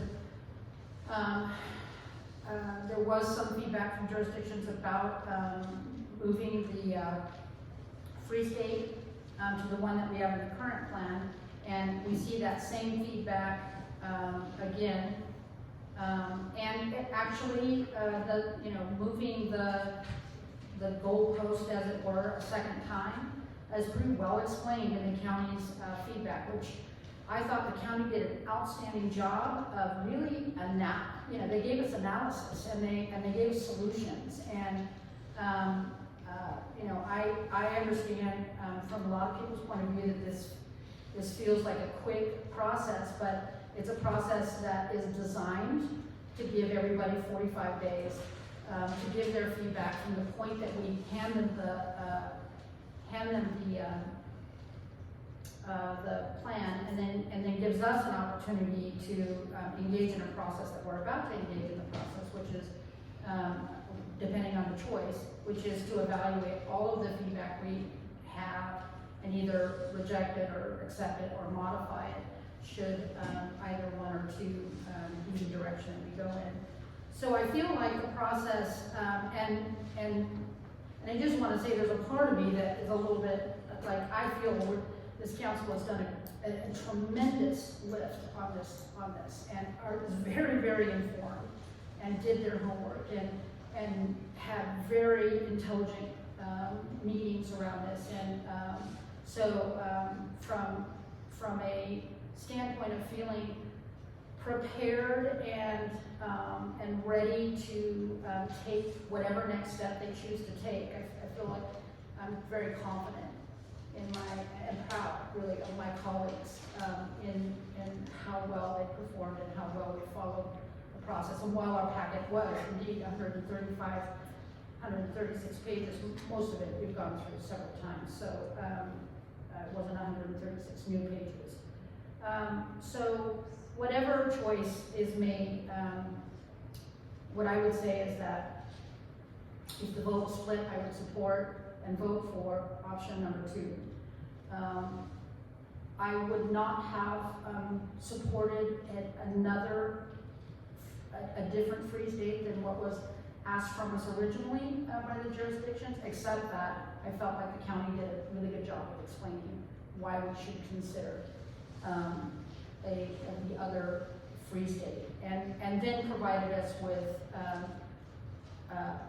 more outstanding solutions that can really serve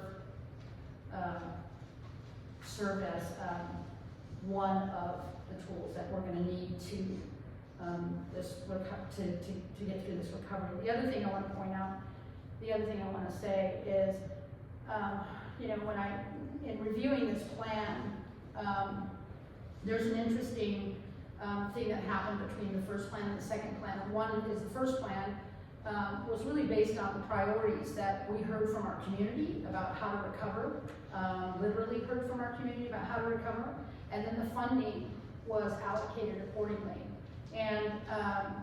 And with the new freeze date, what happened to the plan is that the plan was redesigned in a way that it, rather than actually funding the priorities, it's more support and foundation to the priorities in many ways. The infrastructure, things like that. It's not a sexy plan, but it's absolutely necessary.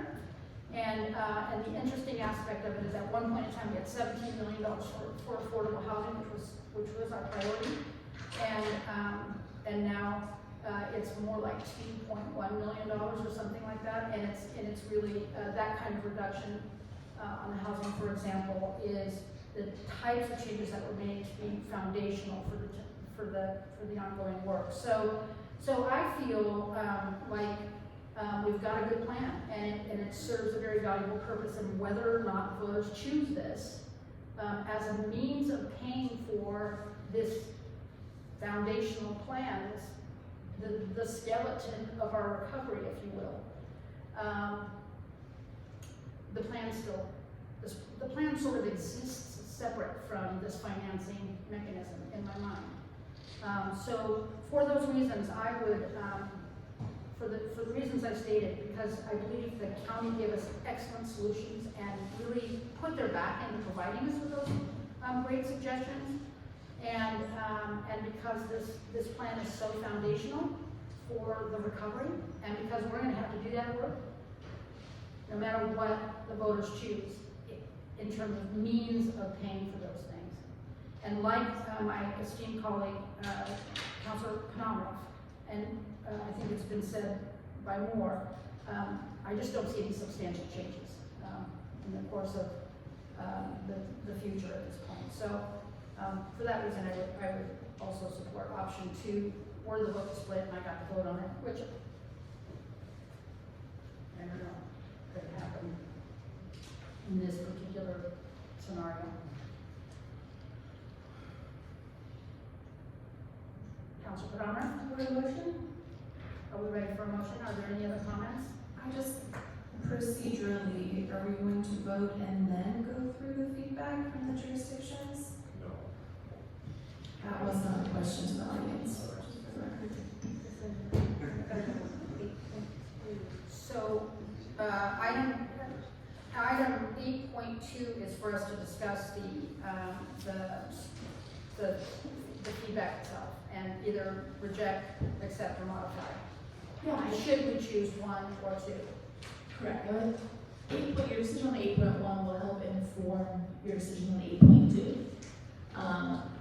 So just to, I'm going to quickly go over, because that was a great question that Councilor Breyer asked, what is the timing of all of this? If we move forward to May 2023 ballot.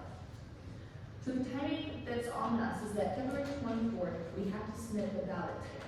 And that's just the summary statement, the question, and a very, very brief explanation. And then by March 24th, we have to submit what's called the explanatory statement, which is the much more longer and in-depth part of the description. And I'm gonna look to Dave to say yes or no if you agree with this, but we have time, I think between February 24th and March 24th to really get into some specific details that council wants. So the direction I'm asking for tonight is to give me the option that you all want to move forward with, and what specific areas you'll want to make changes to, so that we can prepare to have those changes made ready in time for when that explanatory statement is submitted.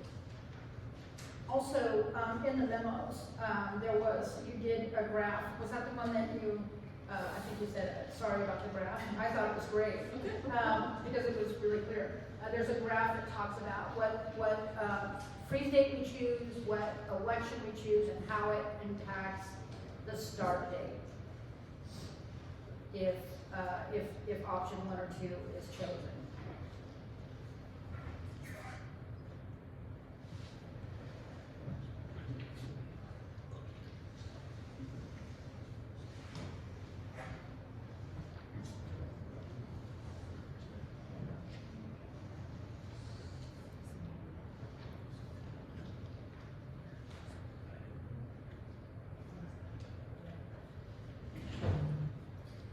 Councilor Bernard?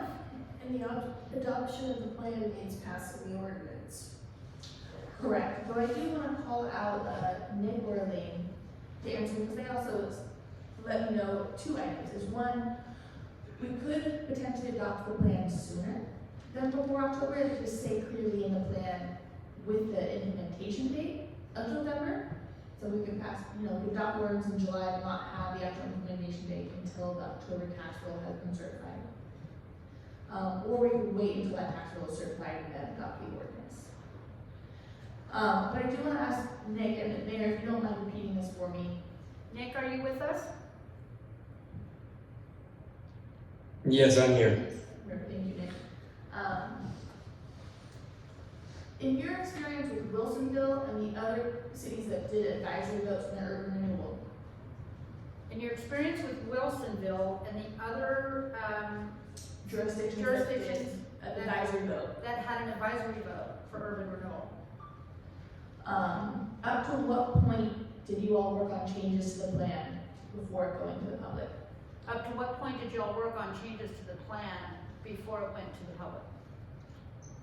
Yeah, so Elaine would also be able to comment on this, but with the advisory votes, the plan is still really flexible. The key points that are put into the ballot measure, you'll want to make sure you stick with. But at that point in time, you're usually not putting a detailed plan out to the ballot measure. It's just a general concept. The general boundary, the general list of projects, maybe the total dollar amount.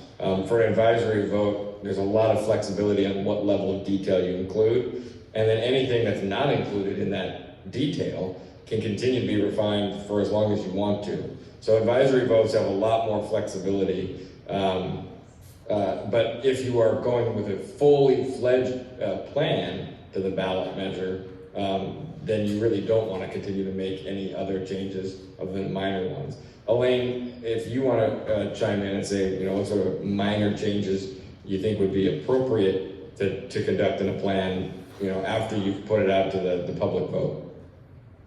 That's a good question. So let me give an example of an advisory vote in Wilsonville. I think one of them was shall the city of Wilsonville set up individual tax increment districts to encourage redevelopment of vacant warehouses.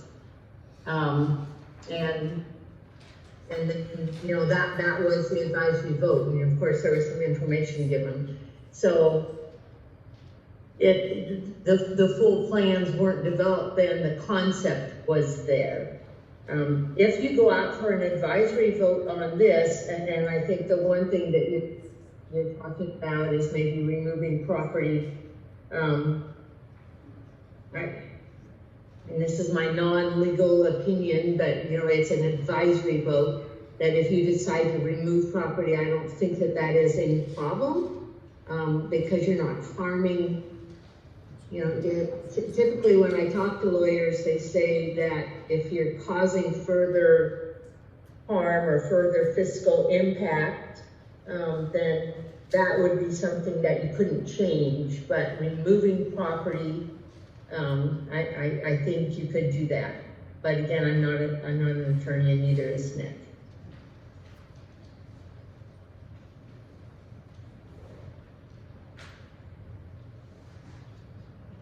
Any other questions?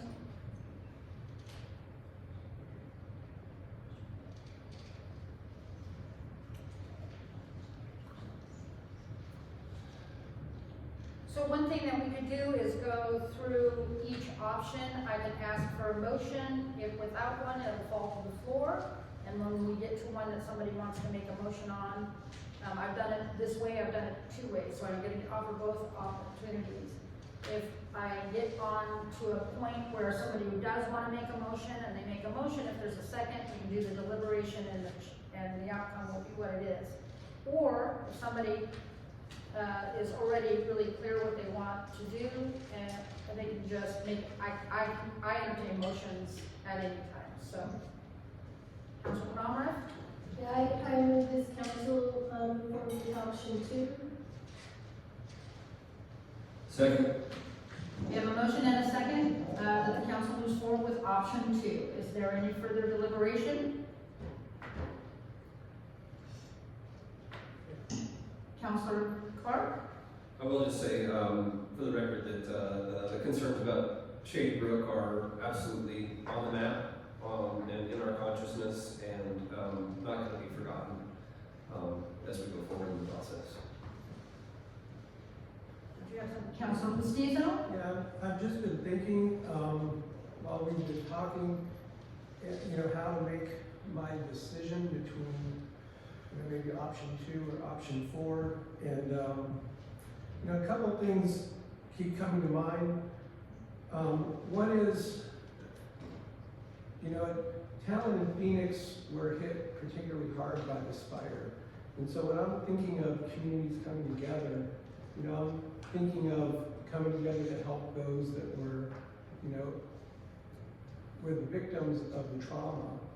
And when you think of it in terms of jurisdictions, Phoenix and Talon were by far the biggest wounded parties. And so, you know, my take on these things is that when we come together as a community, we're coming together to support those who need the help the most. And so, in terms of jurisdictions, that's kind of how I'm thinking about it. In terms of people, right, like one of the Garcia women who spoke earlier, the people who, at least for me, are most on my mind are not even here because they have large barriers to getting here. And they're often just left out of the discussion. And so that's something that I'm really thinking about. And the other thing that I have been coming back to, and as I've been meeting people over this whole time, you know, on the street and talking about this is, you know, it's the way I look at it, and you know, I've been in other fire areas before. I've evacuated in other places besides here. And And I've worked with firefighters closely over the years during big wildfire events and such, and even training them for the mapping aspects of it. But it seems like it's really crucial that we think about fighting fires when they occur, and we need to do that. But it seems like we also need to do what we can to prevent them from occurring in the first place. And to me, that's the distinction, one of the distinctions I see, and where urban renewal is a really good way to help, is to help fund getting rid of the reasons that brought the fire into Talent and Phoenix in the first place. And that's one of our goals in our urban renewal plan. And so these are just things I'm thinking about as I'm trying to decide how I'm going to vote here in a minute. And I just wanted to let you all know that, you know, this is sort of where I'm at and where I'm coming from. Thanks. Council Plummer? Move to extend the meeting until 10 o'clock or as needed. We have a motion and is there a second? Second. We have a motion and a second to extend the meeting up to 10 o'clock. Is there any discussion? All those in favor, please say aye. Aye. Any opposed? Motion carries.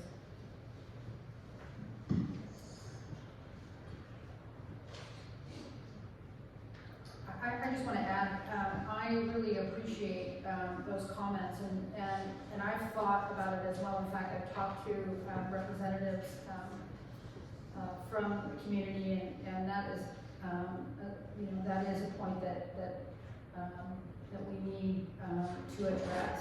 One of the things about the urban renewal plan is that it does, you know, it does specify the priorities and offers those priorities some detail, but how we build the policies around those. You know, the money will have to be spent the way we say it's going to be spent in the buckets that we say we're going to spend it. But there is opportunity that still work with impacted communities directly. I don't think it's mutually exclusive. And the one thing, as I have been talking, is that I have a huge amount of confidence that that is also the intention of our staff. And so I don't think that there's anything about you know, staying on course with the voters, honoring and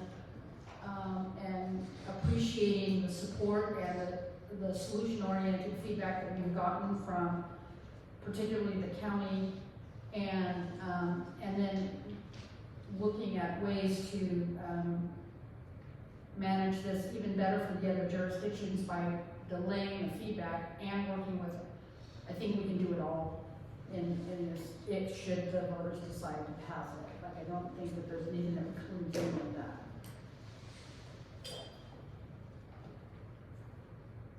But at the end of the day, again, it's going to just depend on the voters. But even if the voters don't pass it, that's still all of that is still, we figure out another way to fund it, and still get to, you know, work with all of the affected communities. From my view, that's how I see it. Any other feedback or any other deliberation? All right, let's have a roll call vote, please.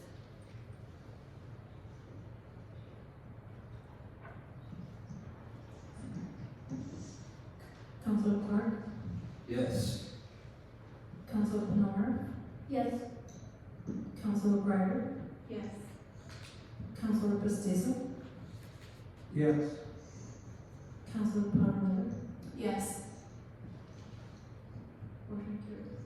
Thank you, Sarah. Motion carries. Do you have any other needs on this item before I move us to the next item on the agenda? Yeah, I just think this is if there are other areas of change, the minor changes that the council is interested in interweaving into the plan, just looking for some consensus on those couple areas. Councilor Penamara? I just wanted to express consensus for, what Councilor Grider brought up as far as the language, addressing the language. Yeah, because I also, Shady Brook was a big piece of that, but some of the other pieces as well.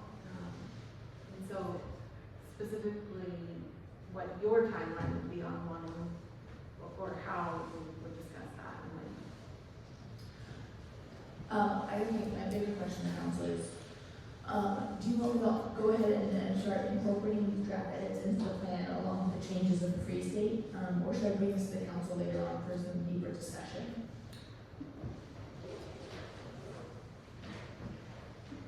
Councilor Penamara? I would say go ahead and start incorporating it, and I'm hoping we'll have enough time to get to the jurisdictional advice and go through the. Right, so those will for sure go tonight as exact. So it's outside of the taxing district recommendations. Okay. And so we're gonna go through the jurisdictional recommendations now and decide what we're going to accept, reject, or modify as part of the plan. I wonder, should we add those items on the list and just get a consensus anyway, or do you have that? I will share what I've heard as general verbal consensus is the interest in removing Shady Brook from the boundary and the interest in interleaving language that more specifically highlights the exact community groups that this plan is trying to help. Does anybody object to those items? Okay, perfect. And then for the next agenda item, we'll focus only on that taxing district recommendations.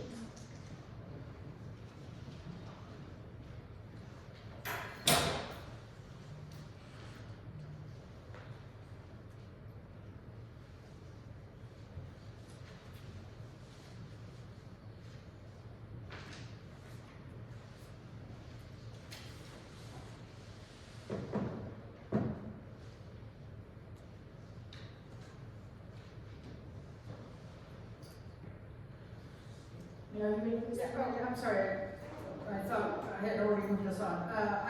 The next item on the agenda is 8.2, discussing the taxing district feedback on proposed urban renewal plan.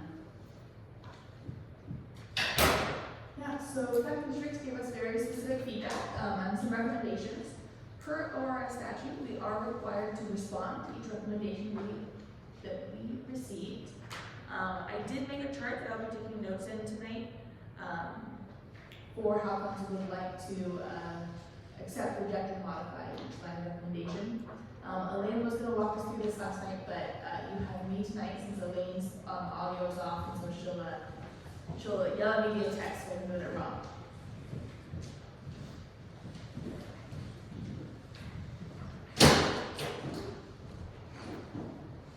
Oh, I just had gotten used to using. Just plug in the power.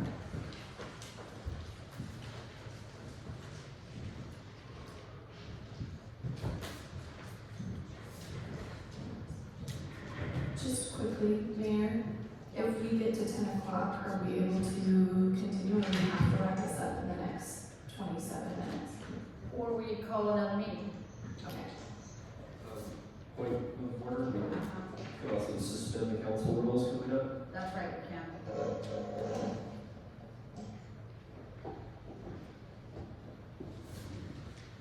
Thank you. All right.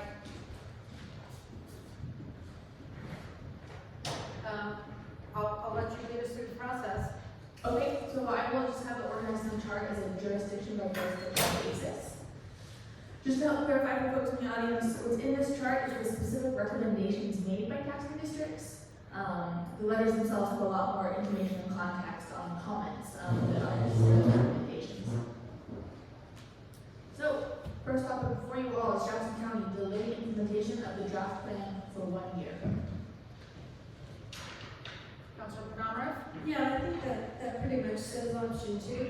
I was a little hung up with the word implementation. If we make it clear in the record that the understanding is that to delay the free state by 1 year. would say accept, but I just want to make that clear, that's my understanding. It's essentially what we're doing with option 2. Any objections to the clarifying language? Hearing none. Any objections to accept? Hearing none. Great. Recommendation number 2, forego adopting the draft plan and instead look at alternative financing or increased fees charged to cover within the city. Councilor Conrad? Yeah, that just seems like an either or with number 1. Yeah, I mean, of course, we're gonna always be looking at alternate funding, you know, that's kind of what we do. But I think the essence of it is just an either or with number 1, so I would say, I think I would say reject. No clarifying language. So does anybody object to the choice to reject? Councilor Perry Miller and then Councilor Mestizo. I don't object, I just want to make sure that, I mean, Jordan, do you agree that we would need to do that rather than modify? I just want to make sure I will take rules. I will overrefer the rules on this section to Elaine. Mayor, we ask Elaine to interject if she thinks we're doing this process incorrectly. You mean this question or the whole process? The process, so this activity of accepting, rejecting, and modifying is a part of the ORS, and this chart will become part of the ordinance and gets eventually adopted, if approved by the voters via advisory vote. So we just ask Elaine, are we going about this the right way? Can she see us? She can see what I'm sharing on the screen. Oh, okay. So based on what you can see, Elaine, does it look like we're proceeding correctly? Yes. Thank you. Councilor Mestizo?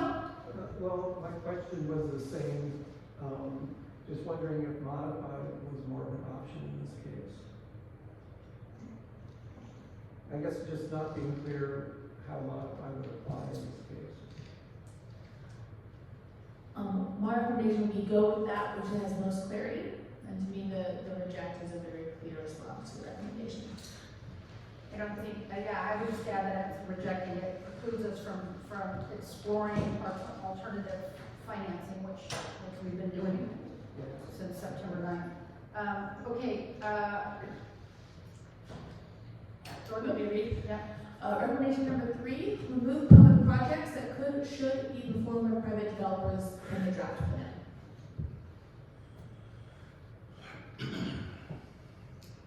Councilor Conrad?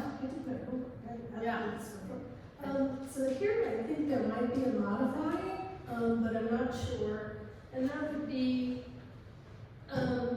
you know, I don't want to pull anything out of the plan, but maybe deprioritize as an implementation detail.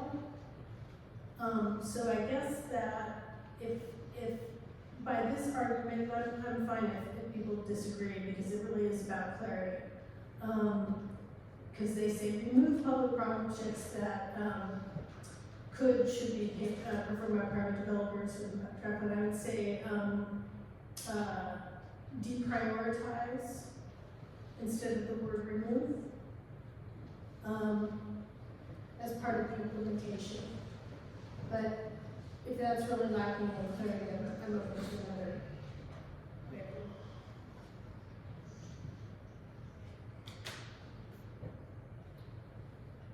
Does anybody object to the clarifying language? The language, the modification itself? Councilor Mestizo? Yeah, I'm just thinking about this maybe in a broader context. Because if I remember the Jackson County letter, or actually listening to the audio of the meeting that you and Jordan were at, it seemed like discussion was around some of these places, like for the sidewalks, for instance, have already been rebuilt. And so asking the private developers to put in that infrastructure now, it's like the horse is already out. We can't really do that because the developers have already done their thing and sold their properties and moved on. So that's just why I'm not clear what we're really talking about here. But in the future, getting my experience as a planner and in other jurisdictions is that it's pretty common to have the developers, pay for some of that infrastructure that their, development is, causing an impact for. So I would agree with future development, but I'm not sure it makes sense when it's already been developed based on our emergency ordinance. I think the conversation that we had with the county was a little bit different in that, the comment made was, that, the city doesn't have any codes that require the developers to build sidewalks, gutters, and streets, and, we do, and as you well know, in this case, we had two neighborhoods that didn't have sidewalks prior to the fire. And in our like-for-like provision, we were not requiring the homeowners to try to squeeze out. Yeah, that's what I'm referring to. Yeah, additional streets. So those, right, there isn't really an opportunity to get developers to put in sidewalks. Yeah, and it was only in the two neighborhoods that I recall, yeah. And so that was my only, I don't know if it's a concern or maybe just a clarity. I think the concern, I would, the reason I appreciate modifying it rather than removing it is I do think that storm runoff might need some management. There are some other issues that could impact other areas of the community that I think we should leave some flexibility, and I think deprioritizing that. Yeah, there is some example language here as we're also brainstorming over here is potential language where feasible require developers to implement public projects that would otherwise be financed with urban renewal funds. Does anybody object to that modification? I'm happy to read it again. You can Why don't you just go ahead? Yeah.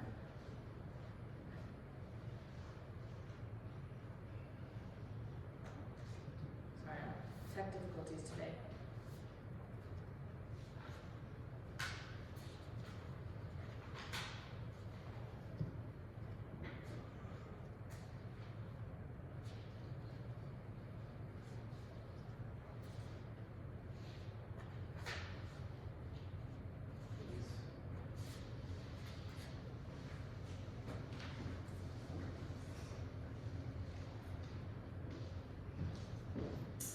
Are we comfortable to move to the next ones? Yes. Any objections to modifying? Seeing none. Yep. The recommendation to make substantial amendments, also referred to as major amendments, subject to the advisory vote. Councilor Penamara? Yeah, I say accept that, and I think that's consistent with what we're doing. As I recall, substantial amendments would require the 45-day process, just as we're doing now and we have done before. And I think going to the voters for advisory vote is in line with what we've been doing all along. So it feels consistent to me. So I do really want to replace the word major with substantial, just to get it right, but I would say accept. Any objections? Yeah, I also think that it emphasizes our intention to the voters that this is about recovery and that it's about their choice on how they want to pay for their recovery. All right, or how they want to fund it, is better to say that. So with no objections to accept? All right. And then the next recommendation comes from the Phoenix Town School District, which is to wait 1 more year to allow more time for engagement and feedback. And I did get clarity on this one today. It was wait 1 more year to consider urban renewal. It was not specific to the freeze date. Thank you. Councilor Penamara? Yeah, I do have a comment on that. I know it does sound like option number 4, but if we remember that the actual, the action next urban renewal happens the ordinance. And what we'll be engaging in the next several months will be putting it on the ballot, which is getting feedback from the voters. And then continue the process probably maybe August or so when we actually go through the ordinance. There will be another public hearing, and eventually if we decide if all of those things happen up until then, at that point we approve the ordinance, and that's a 6-month process. So if this had said wait 6 months, in a way, that's kind of what we're doing. And I feel like that might be stretching the intent, which really sounded like option 4, but I just wanted to throw that out there because there will be a lot more feedback, a lot more engagement, and the official action, if it does happen, will be 6 months from now. So there is half of that. Right. This is a very long process, in totality for sure.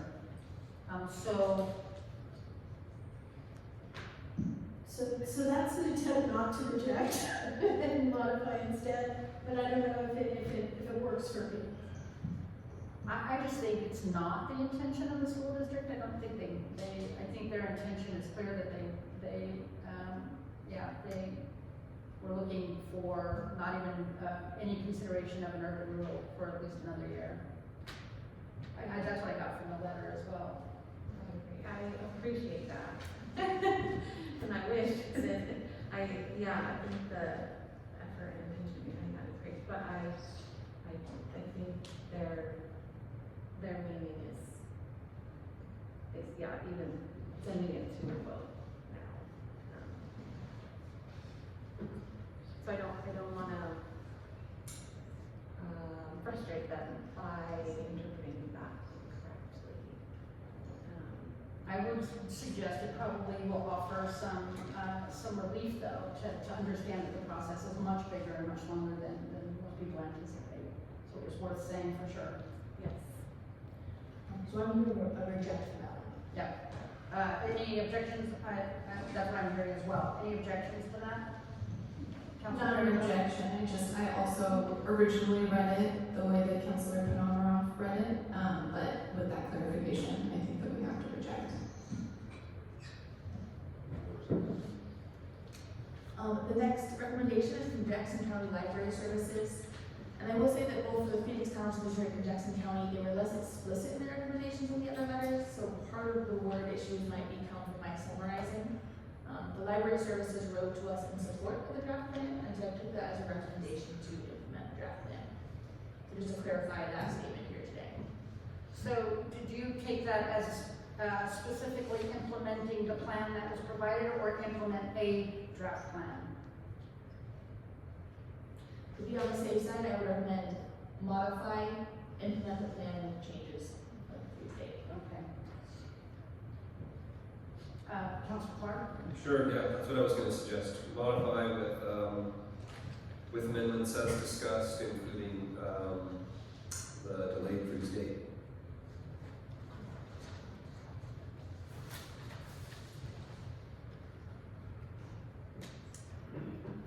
Elaine is texting me to say I might have gotten it wrong on this one.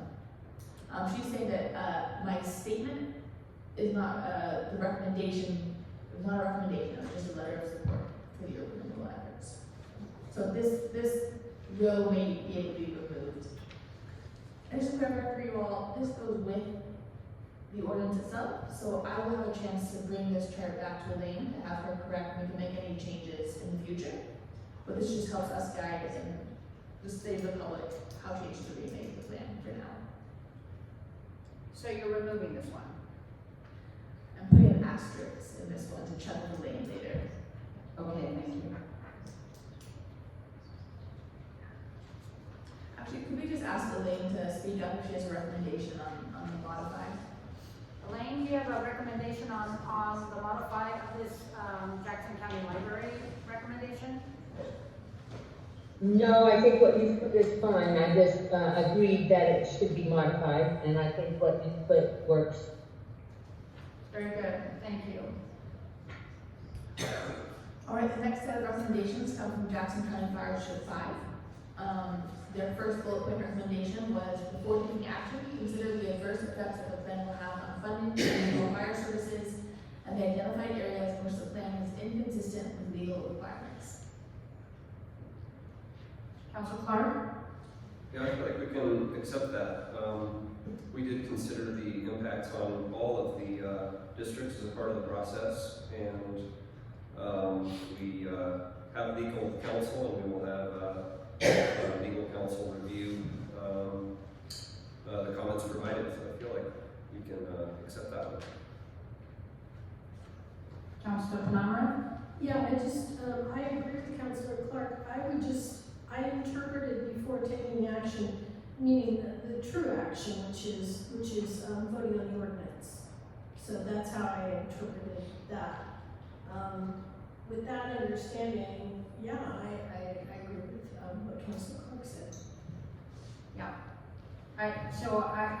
I'm clarifying that what you're saying is that the interpretation of or the definition of before taking action is the only action we're gonna take, which if the voters approve it, would be to act on the ordinance. Okay. And so I put a little clarifying language in the accept statement. Okay. Before we move to the next one, we're comfortable with that last determination. The next recommendation by the fire district is to decline to adopt the plan.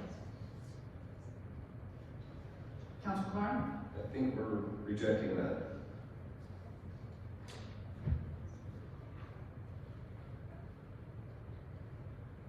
Alright, I'm gonna move on to the next one, unless there's anything else. Refer adoption of the plan. Wait a minute, I do have a concern about that one. Yeah. If the voters ask for us to, because we're referring this as an advisory, I just wanna make sure that we're not, we would be declining if the voters ask us to decline to adopt the plan. So is there any conflict there? Are we missing something we should be missing? Council Penamara? Yeah, I think it should be clear. I think it says in the plan that if we don't get the advisory vote, we're not moving forward. I think that's well understood. I'm not really worried about that. Okay, all right. I'm gonna put the exact quote like Sometimes it's contradiction of terms that, you know what I mean? And it seems rhetorical, at that point. I don't want to seem rhetorical. Yeah. So the exact recommendation by the fire district is if the city feels compelled to act on the current version of the plan on the currently proposed timeline, Jackson County Fire District 5 requests a vote declining to adopt.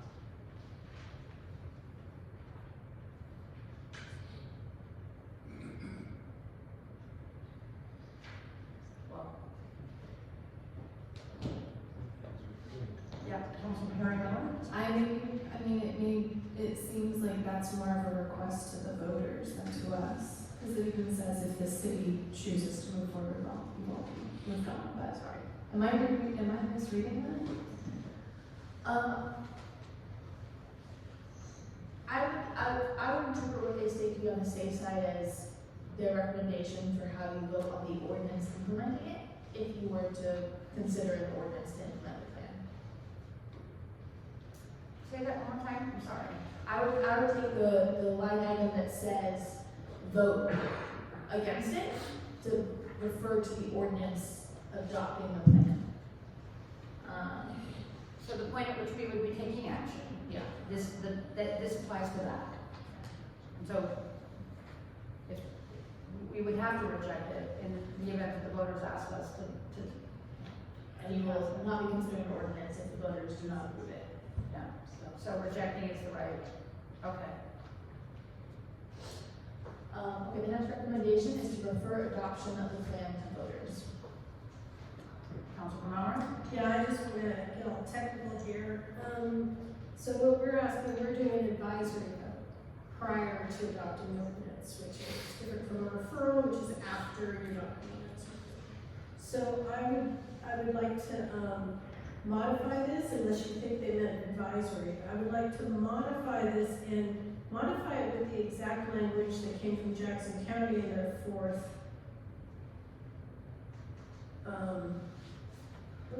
maybe another program. No, sorry. That's another one. Modify it, and you can choose the words, Jordan, but something to the effect of, put question before telling voters for an advisory vote.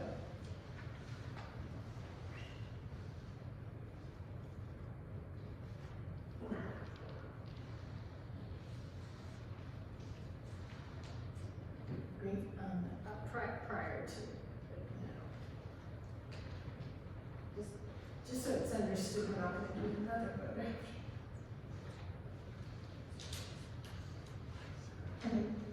If council comfortable with that one, I will move on to the next one. Any objections? Seeing none. Okay, penultimate recommendation from the Jackson County Fire District. Engage with the fire district on how to modify the plan to reduce the impact of regional fire services, including the Jackson County Fire District's fiscal budget be made whole through TURA or other state funds, and capping TURA annual tax increment receipts to those projected in the plan. Counselor, are you raising your hand? Yeah, Counselor. Somebody else wants to do it. Yeah, I pondered over this a lot. I think that, the last time this came before us, Jackson County Fire District 5 had suggested a way that they would not be subject to the TIF, and it was like the California solution. It was something they were trying to leverage, something that is legally available in California, but not legally available in Oregon. So I think there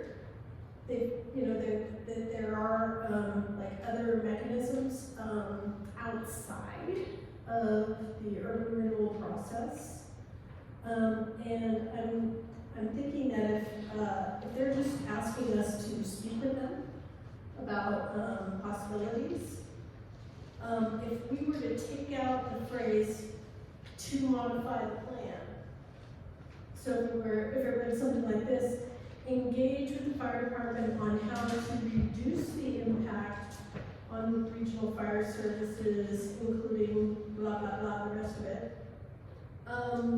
It sounds like they're just asking to sit down and have conversations. We better have a check from the council right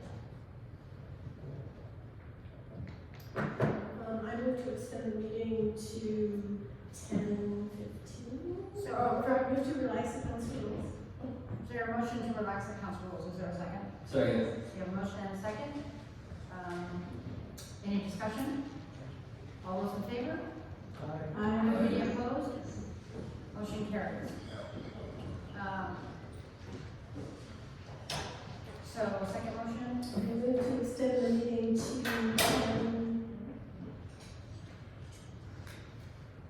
10:30, or as needed. We have a motion to extend the meeting up to 10:30. Is there any further discussion? Is there a second? Second. Is there any further discussion? All those in favor, please say aye. Aye. Any opposed? The good news is that we're almost done, so.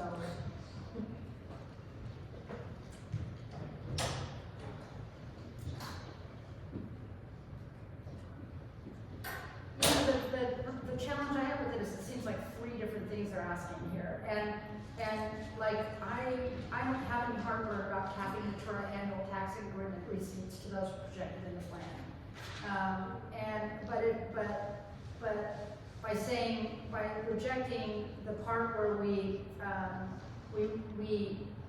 reallocate tax money and then reallocate it again, by rejecting that, you're rejecting all of it. And so is there a way to break it up? I think we can just use modify. And I can say that, we will accept this section and we will reject this section. I think modify is the solution.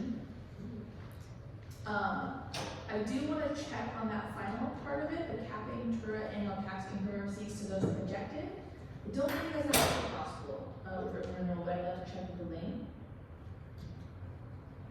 Yeah. And as Dave was, reiterating, and I completely agree with, we are always happy to come to the board with the fire district to figure out how we can best work together and serve both our needs.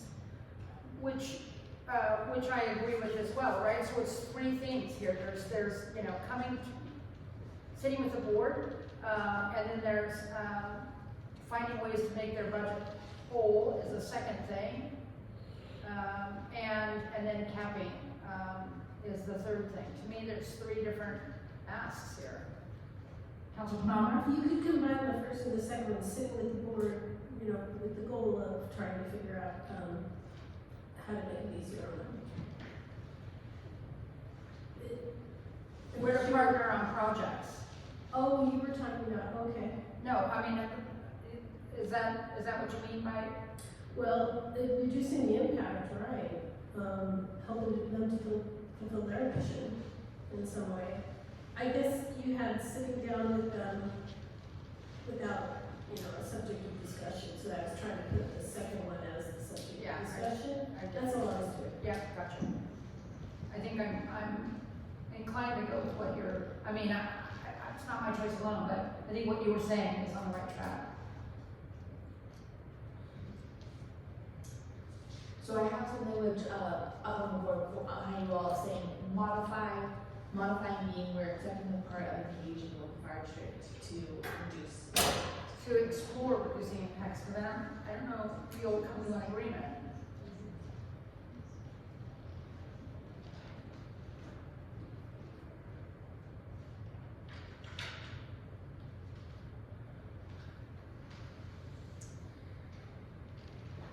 So does that leave the rest of it out? Yes. Yeah, okay, all right. And I do, I'm put a little plug in here, I did have a great talk today with Brett Berry, the superintendent, of the Phoenix County School District. And, you know, his concern, when he's heard from his board, though he says that he wouldn't, you know, speak on behalf of the board, so it's his perspective from the conversations, is that the concern with the urban renewal is really what will school funding look like in the course of 17 years. And so there, you know, his thought was, can we have a contingency, or how can we guarantee or make sure that if school funding changes down the line, there is a way to reassess and remove urban renewal that's causing impacts. So to me, this is similar to engaging with the school district as well as Jackson County to explore reducing impact as it kind of changes. That's just something I wanted to share with you all. I don't think it needs to be addressed in this chart or anything, but that's the conversation I had today.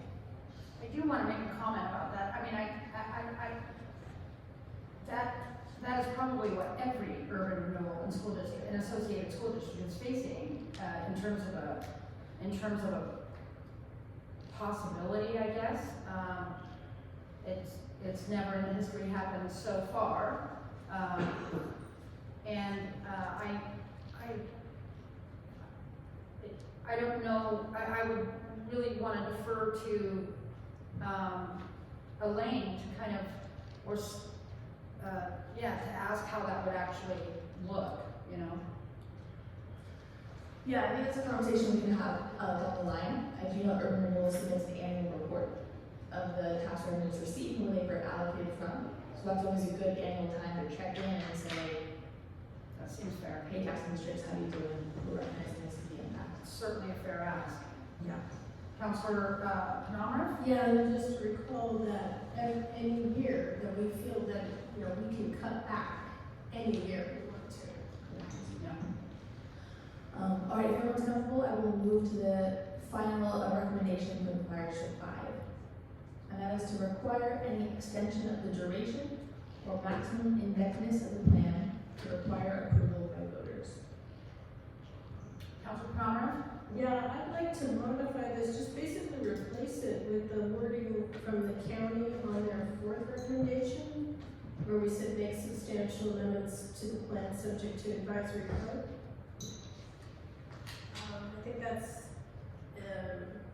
essentially the same thing that they're asking, although the duration, which is project of the maximum indebtedness. So I would just modify it by replacing the wording. I think it's nice to be consistent. It would be either, it would be an amendment, either substantial or minor, depending on what was left. So it seems like it's the same thing. Yeah. Elaine, go ahead. Folks, I just have a thought about that, because one of the substantial amendments is if you increase acreage beyond 1%, and I'm not sure that is something that needs to be referred to the voters, and they aren't really asking for that here. So I would say substantial amendment to increase maximum indebtedness. And I think up above, you talked about this same issue, and I might suggest you clarify that there also, so that you don't have to go to the voters if you just want to add property that's over 1%.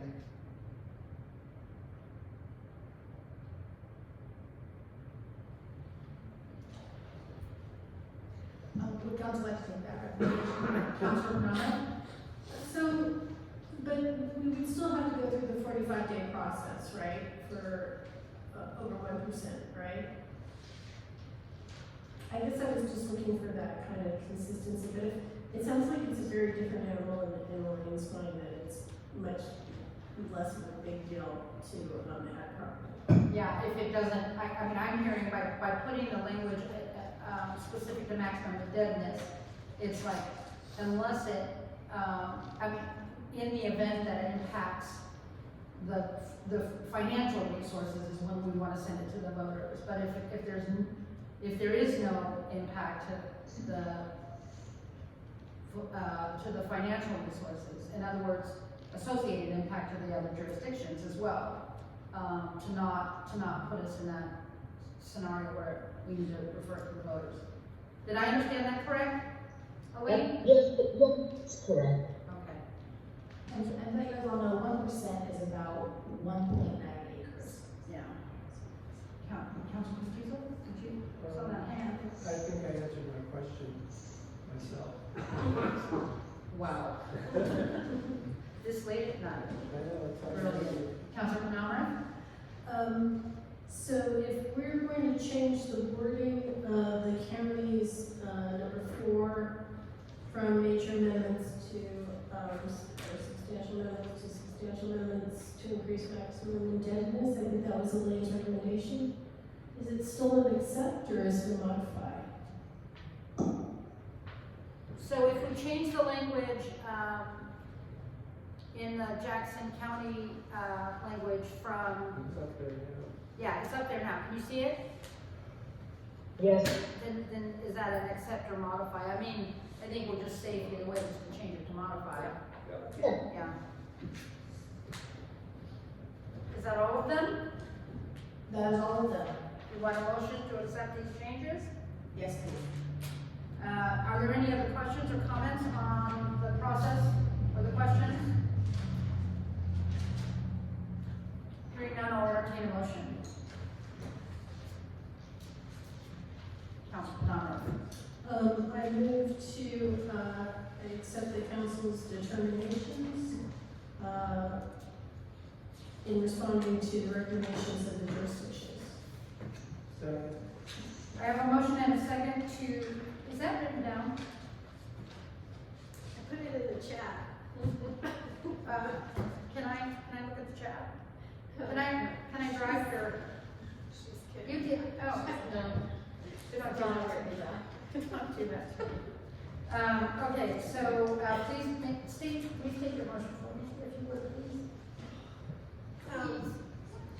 I move to accept the council's determinations in response to the recommendations of the taxing districts. Okay, we have a motion and a second to accept the council determination in response to the recommendations of the taxing districts. Is there any further discussion? All right, hearing none, roll call please. Councilor Clark? Yes. Councilor Penalmer? Yes. Councilor Greider? Yes. Councilor Mestizo? Yes. Councilor Perner? Yes. Motion carries. And I apologize for not catching this. You don't know who seconded the notes. the council will Thank say you. so. Okay, so that concludes item 8.2. Next item on the agenda is new business 9.1, resolution referring proposed urban renewal plan to the May 2023 ballot for an advisory vote. Staff? Mr. Mayor, so really what this resolution does is it, says that we will be placing a ballot title on the May 2023 ballot, but B, it adopts the language that we have drafted for that ballot title. And so I want to review that language with you all before we vote the resolution in case any changes want to be made to the language. So the caption is 10 words which reasonably identify the subject of the measure. So this is an advisory vote on the Alameda Fire Recovery and Revitalization Plan. The question is 20 words which plainly phrases the chief purpose of the measure, and that is, should the town implement the Alameda Fire Recovery and Revitalization Plan using urban renewal tax increment financing? And then the summary is 175 words that attempts to concisely and impartially summarize the measure and its measure effect. So the first part, I'll go ahead and read it out loud. The Alameda Fire Recovery and Revitalization Plan is an urban renewal plan that would use tax increment financing to implement projects intended to increase affordable housing, revitalize commercial areas, upgrade city infrastructure, and decrease the risk of and increase resiliency to natural disasters. Tax increment financing comes from capturing property taxes for new development and increased property values in the designated urban renewal area. Funding generated within the area must be spent on projects within that same area. The plan would not impose new taxes and would not raise existing taxes. If this measure passes, the plan will be adopted by City Council with ordinance. Once adopted, and this is a line that will need to change based off of this last agenda item, the plan will be changed to the prescribed minor or major, because I love that word too, amendment process outlined in the Oregon Revised Statutes 457.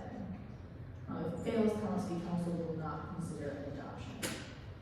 So we'll go ahead and quickly work out some change language for that specific sentence, but I want to ask the council if there's any other sections of the summary in which you want me to make changes to. I just have one possible.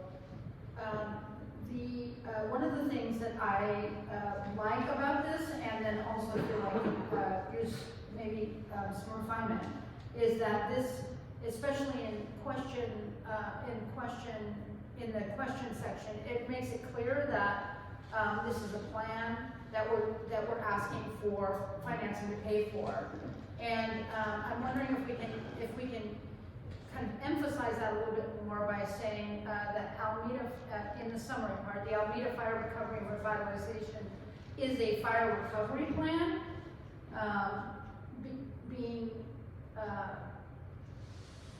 rather than an urban renewal plan. I just feel like the plan itself is a fire recovery plan, and we're asking to use urban renewal to finance it as a means of financing. I mean, that's not the language I would suggest, but I'm just trying to clarify what my thinking is.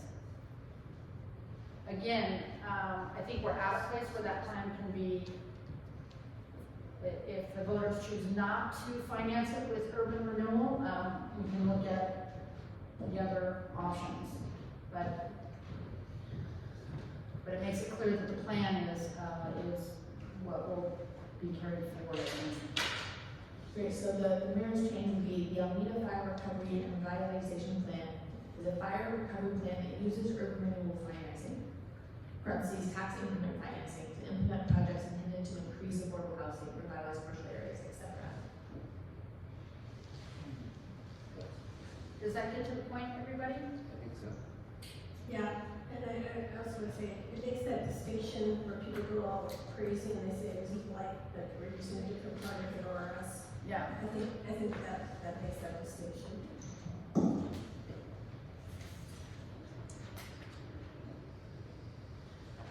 And I'm going to go ahead and make some potential recommended changes to this line of imposed new taxes. And then we'll also workshop this last sentence here for the minor or substantial amendment process.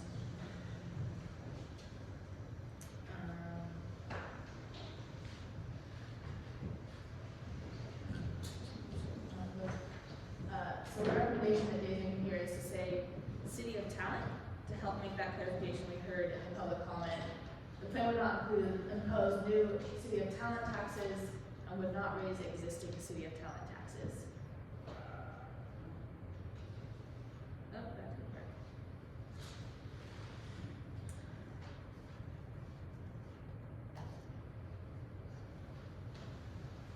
So this sentence would be, the plan would not impose new city of Talent taxes and would not raise existing city of Talent taxes. So, I don't agree with that statement, because I think the plan could eventually. So I'm wondering if there's a way that we can associate the imposition. Like, I don't even know, this might be getting way into the weeds, but We could delete this sentence too. Councilor Conrad? No, I think it's important, it's really hard to explain how tax increment funding works.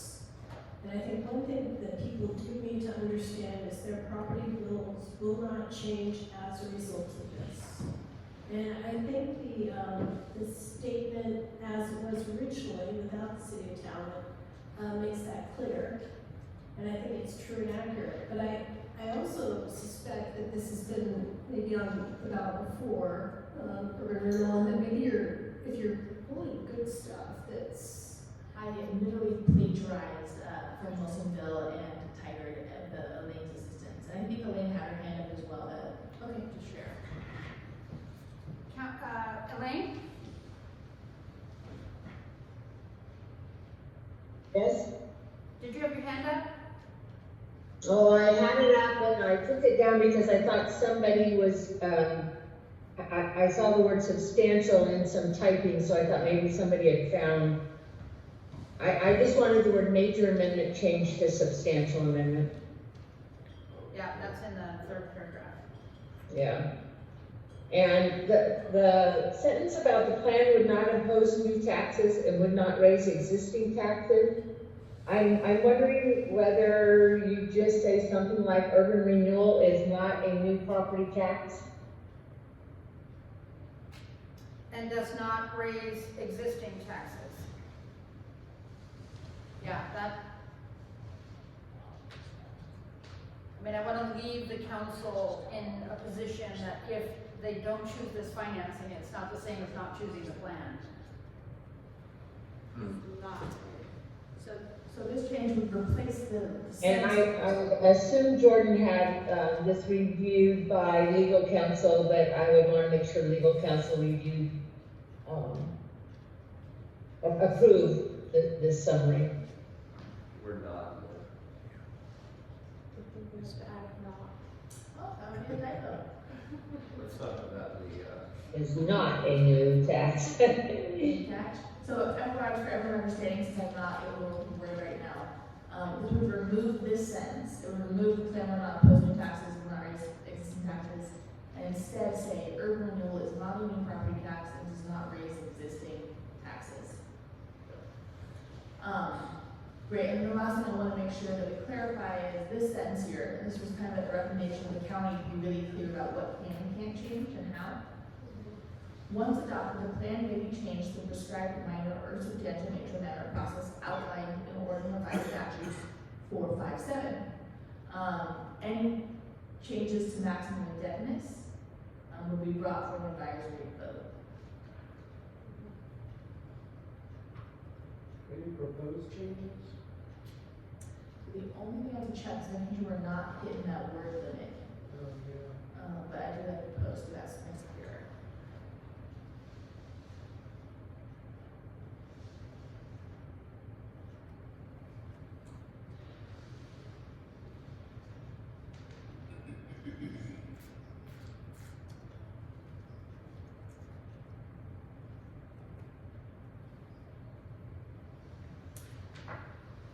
So my only other thought is that I don't actually say the word maximum, define the word maximum indebtedness.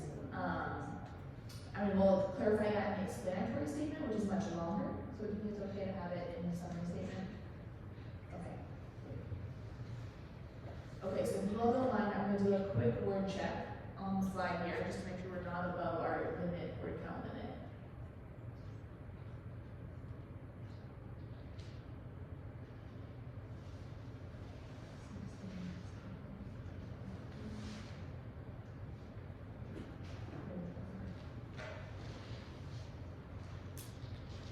Okay, we should be in the clear.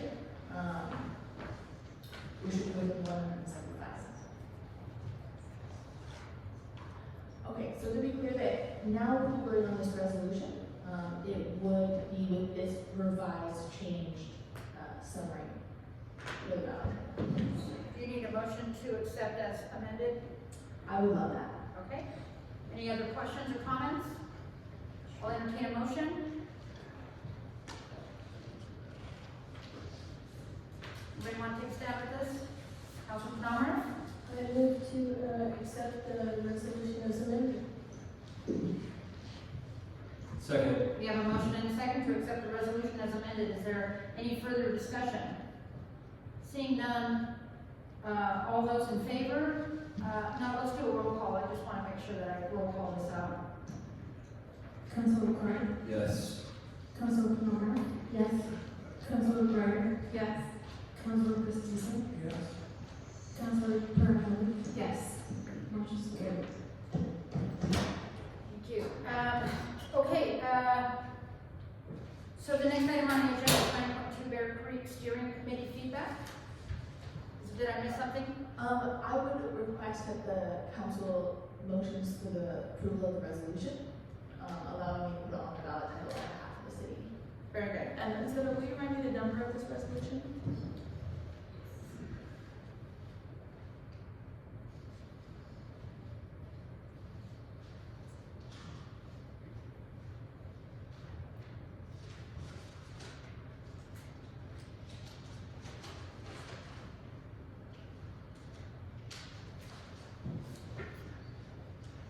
Oh, I have it, you said you texted it to me, it's 057. So this would be, I move to adopt resolution number 2023-057-R. Any questions? Say the number? 057. I'll entertain a motion. I move to adopt resolution number 2023-057-R. A resolution of the City Council of the City of Talent, Oregon, authorizing and including a ballot measure in the May 2023 election entitled Advisory Vote on the Alameda Fire Recovery and Revitalization Plan. Second. We have a motion and a second to approve resolution number 2023-057, a resolution of the City Council of the City of Talent, Oregon, authorizing and including a ballot measure in the May 2023 election entitled Advisory Vote on the Alameda Fire Recovery and Revitalization Plan. Any further discussion? Seeing none, roll call please. Councilor Clark? Yes. Councilor Palmer? Yes. Councilor Greider? Yes. Councilor Christensen? Yes. Councilor Perrone? Yes. Motion carries. Thank you, Lucille. Okay, the next item is 9.2 Bear Creek Steering Committee feedback. I'll punt this one to you, Councilor Clark. I would be willing to forego this postponement if it's the will of the. Is it time sensitive, sir? Sort of. I think 7 minutes will get us there. Okay. I'll do my best to be coherent. I've been serving on the steering committee for the Bear Creek Revisioning Master Plan for seems like a year. There's two leading options coming to the table. I've been most recent communication on that committee was an email from Steve Lambert of the county, who's kind of been the point person in this process, laying out at least one new option that has been put on the table and soliciting feedback and encouraging members of the steering committee to discuss and get feedback from their communities where they come from. So the two leading options are a Parks and Recreation special district. That would include, the district boundaries would include the municipalities and surrounding connecting areas, and exclude those areas that are further out into the county and less connected to the Greenway.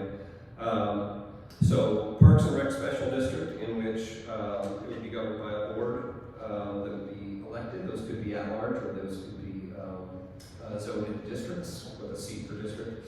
The other option that has recently been put on the table is what is called what they're calling a hybrid county service district, which is basically like a county service district in which the county board of commissioners would be the governing body for the special district, with the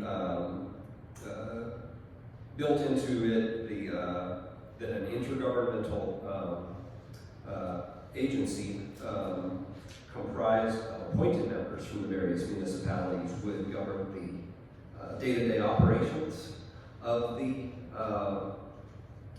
operations of the management of the Greenway, but that the board of directors would still be the primary governing body for that, and would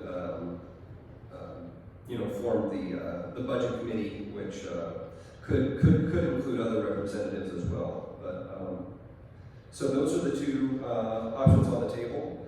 I was before this most recent communication, I was leaning in favor of supporting Parks and Rec District, and because I feel that provides the best representation across the area, and that is after reviewing this new option on the table, I still feel partial to supporting the Parks and Recreation District. I wanted to see how other members feel.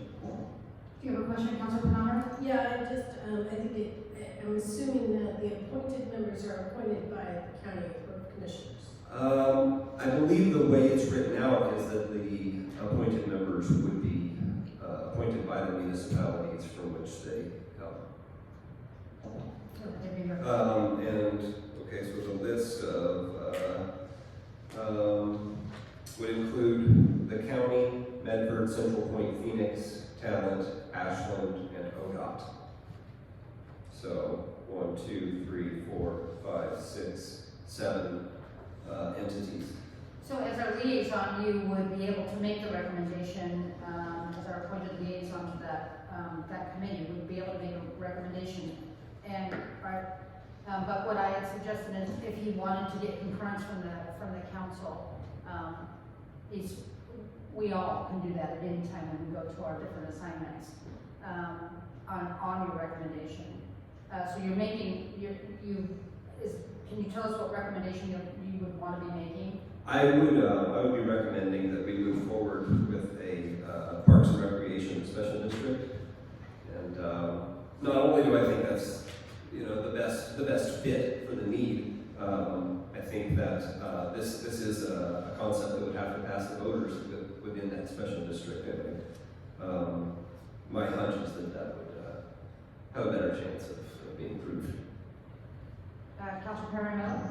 Would this be similar to like RVTD and how they have their own special district?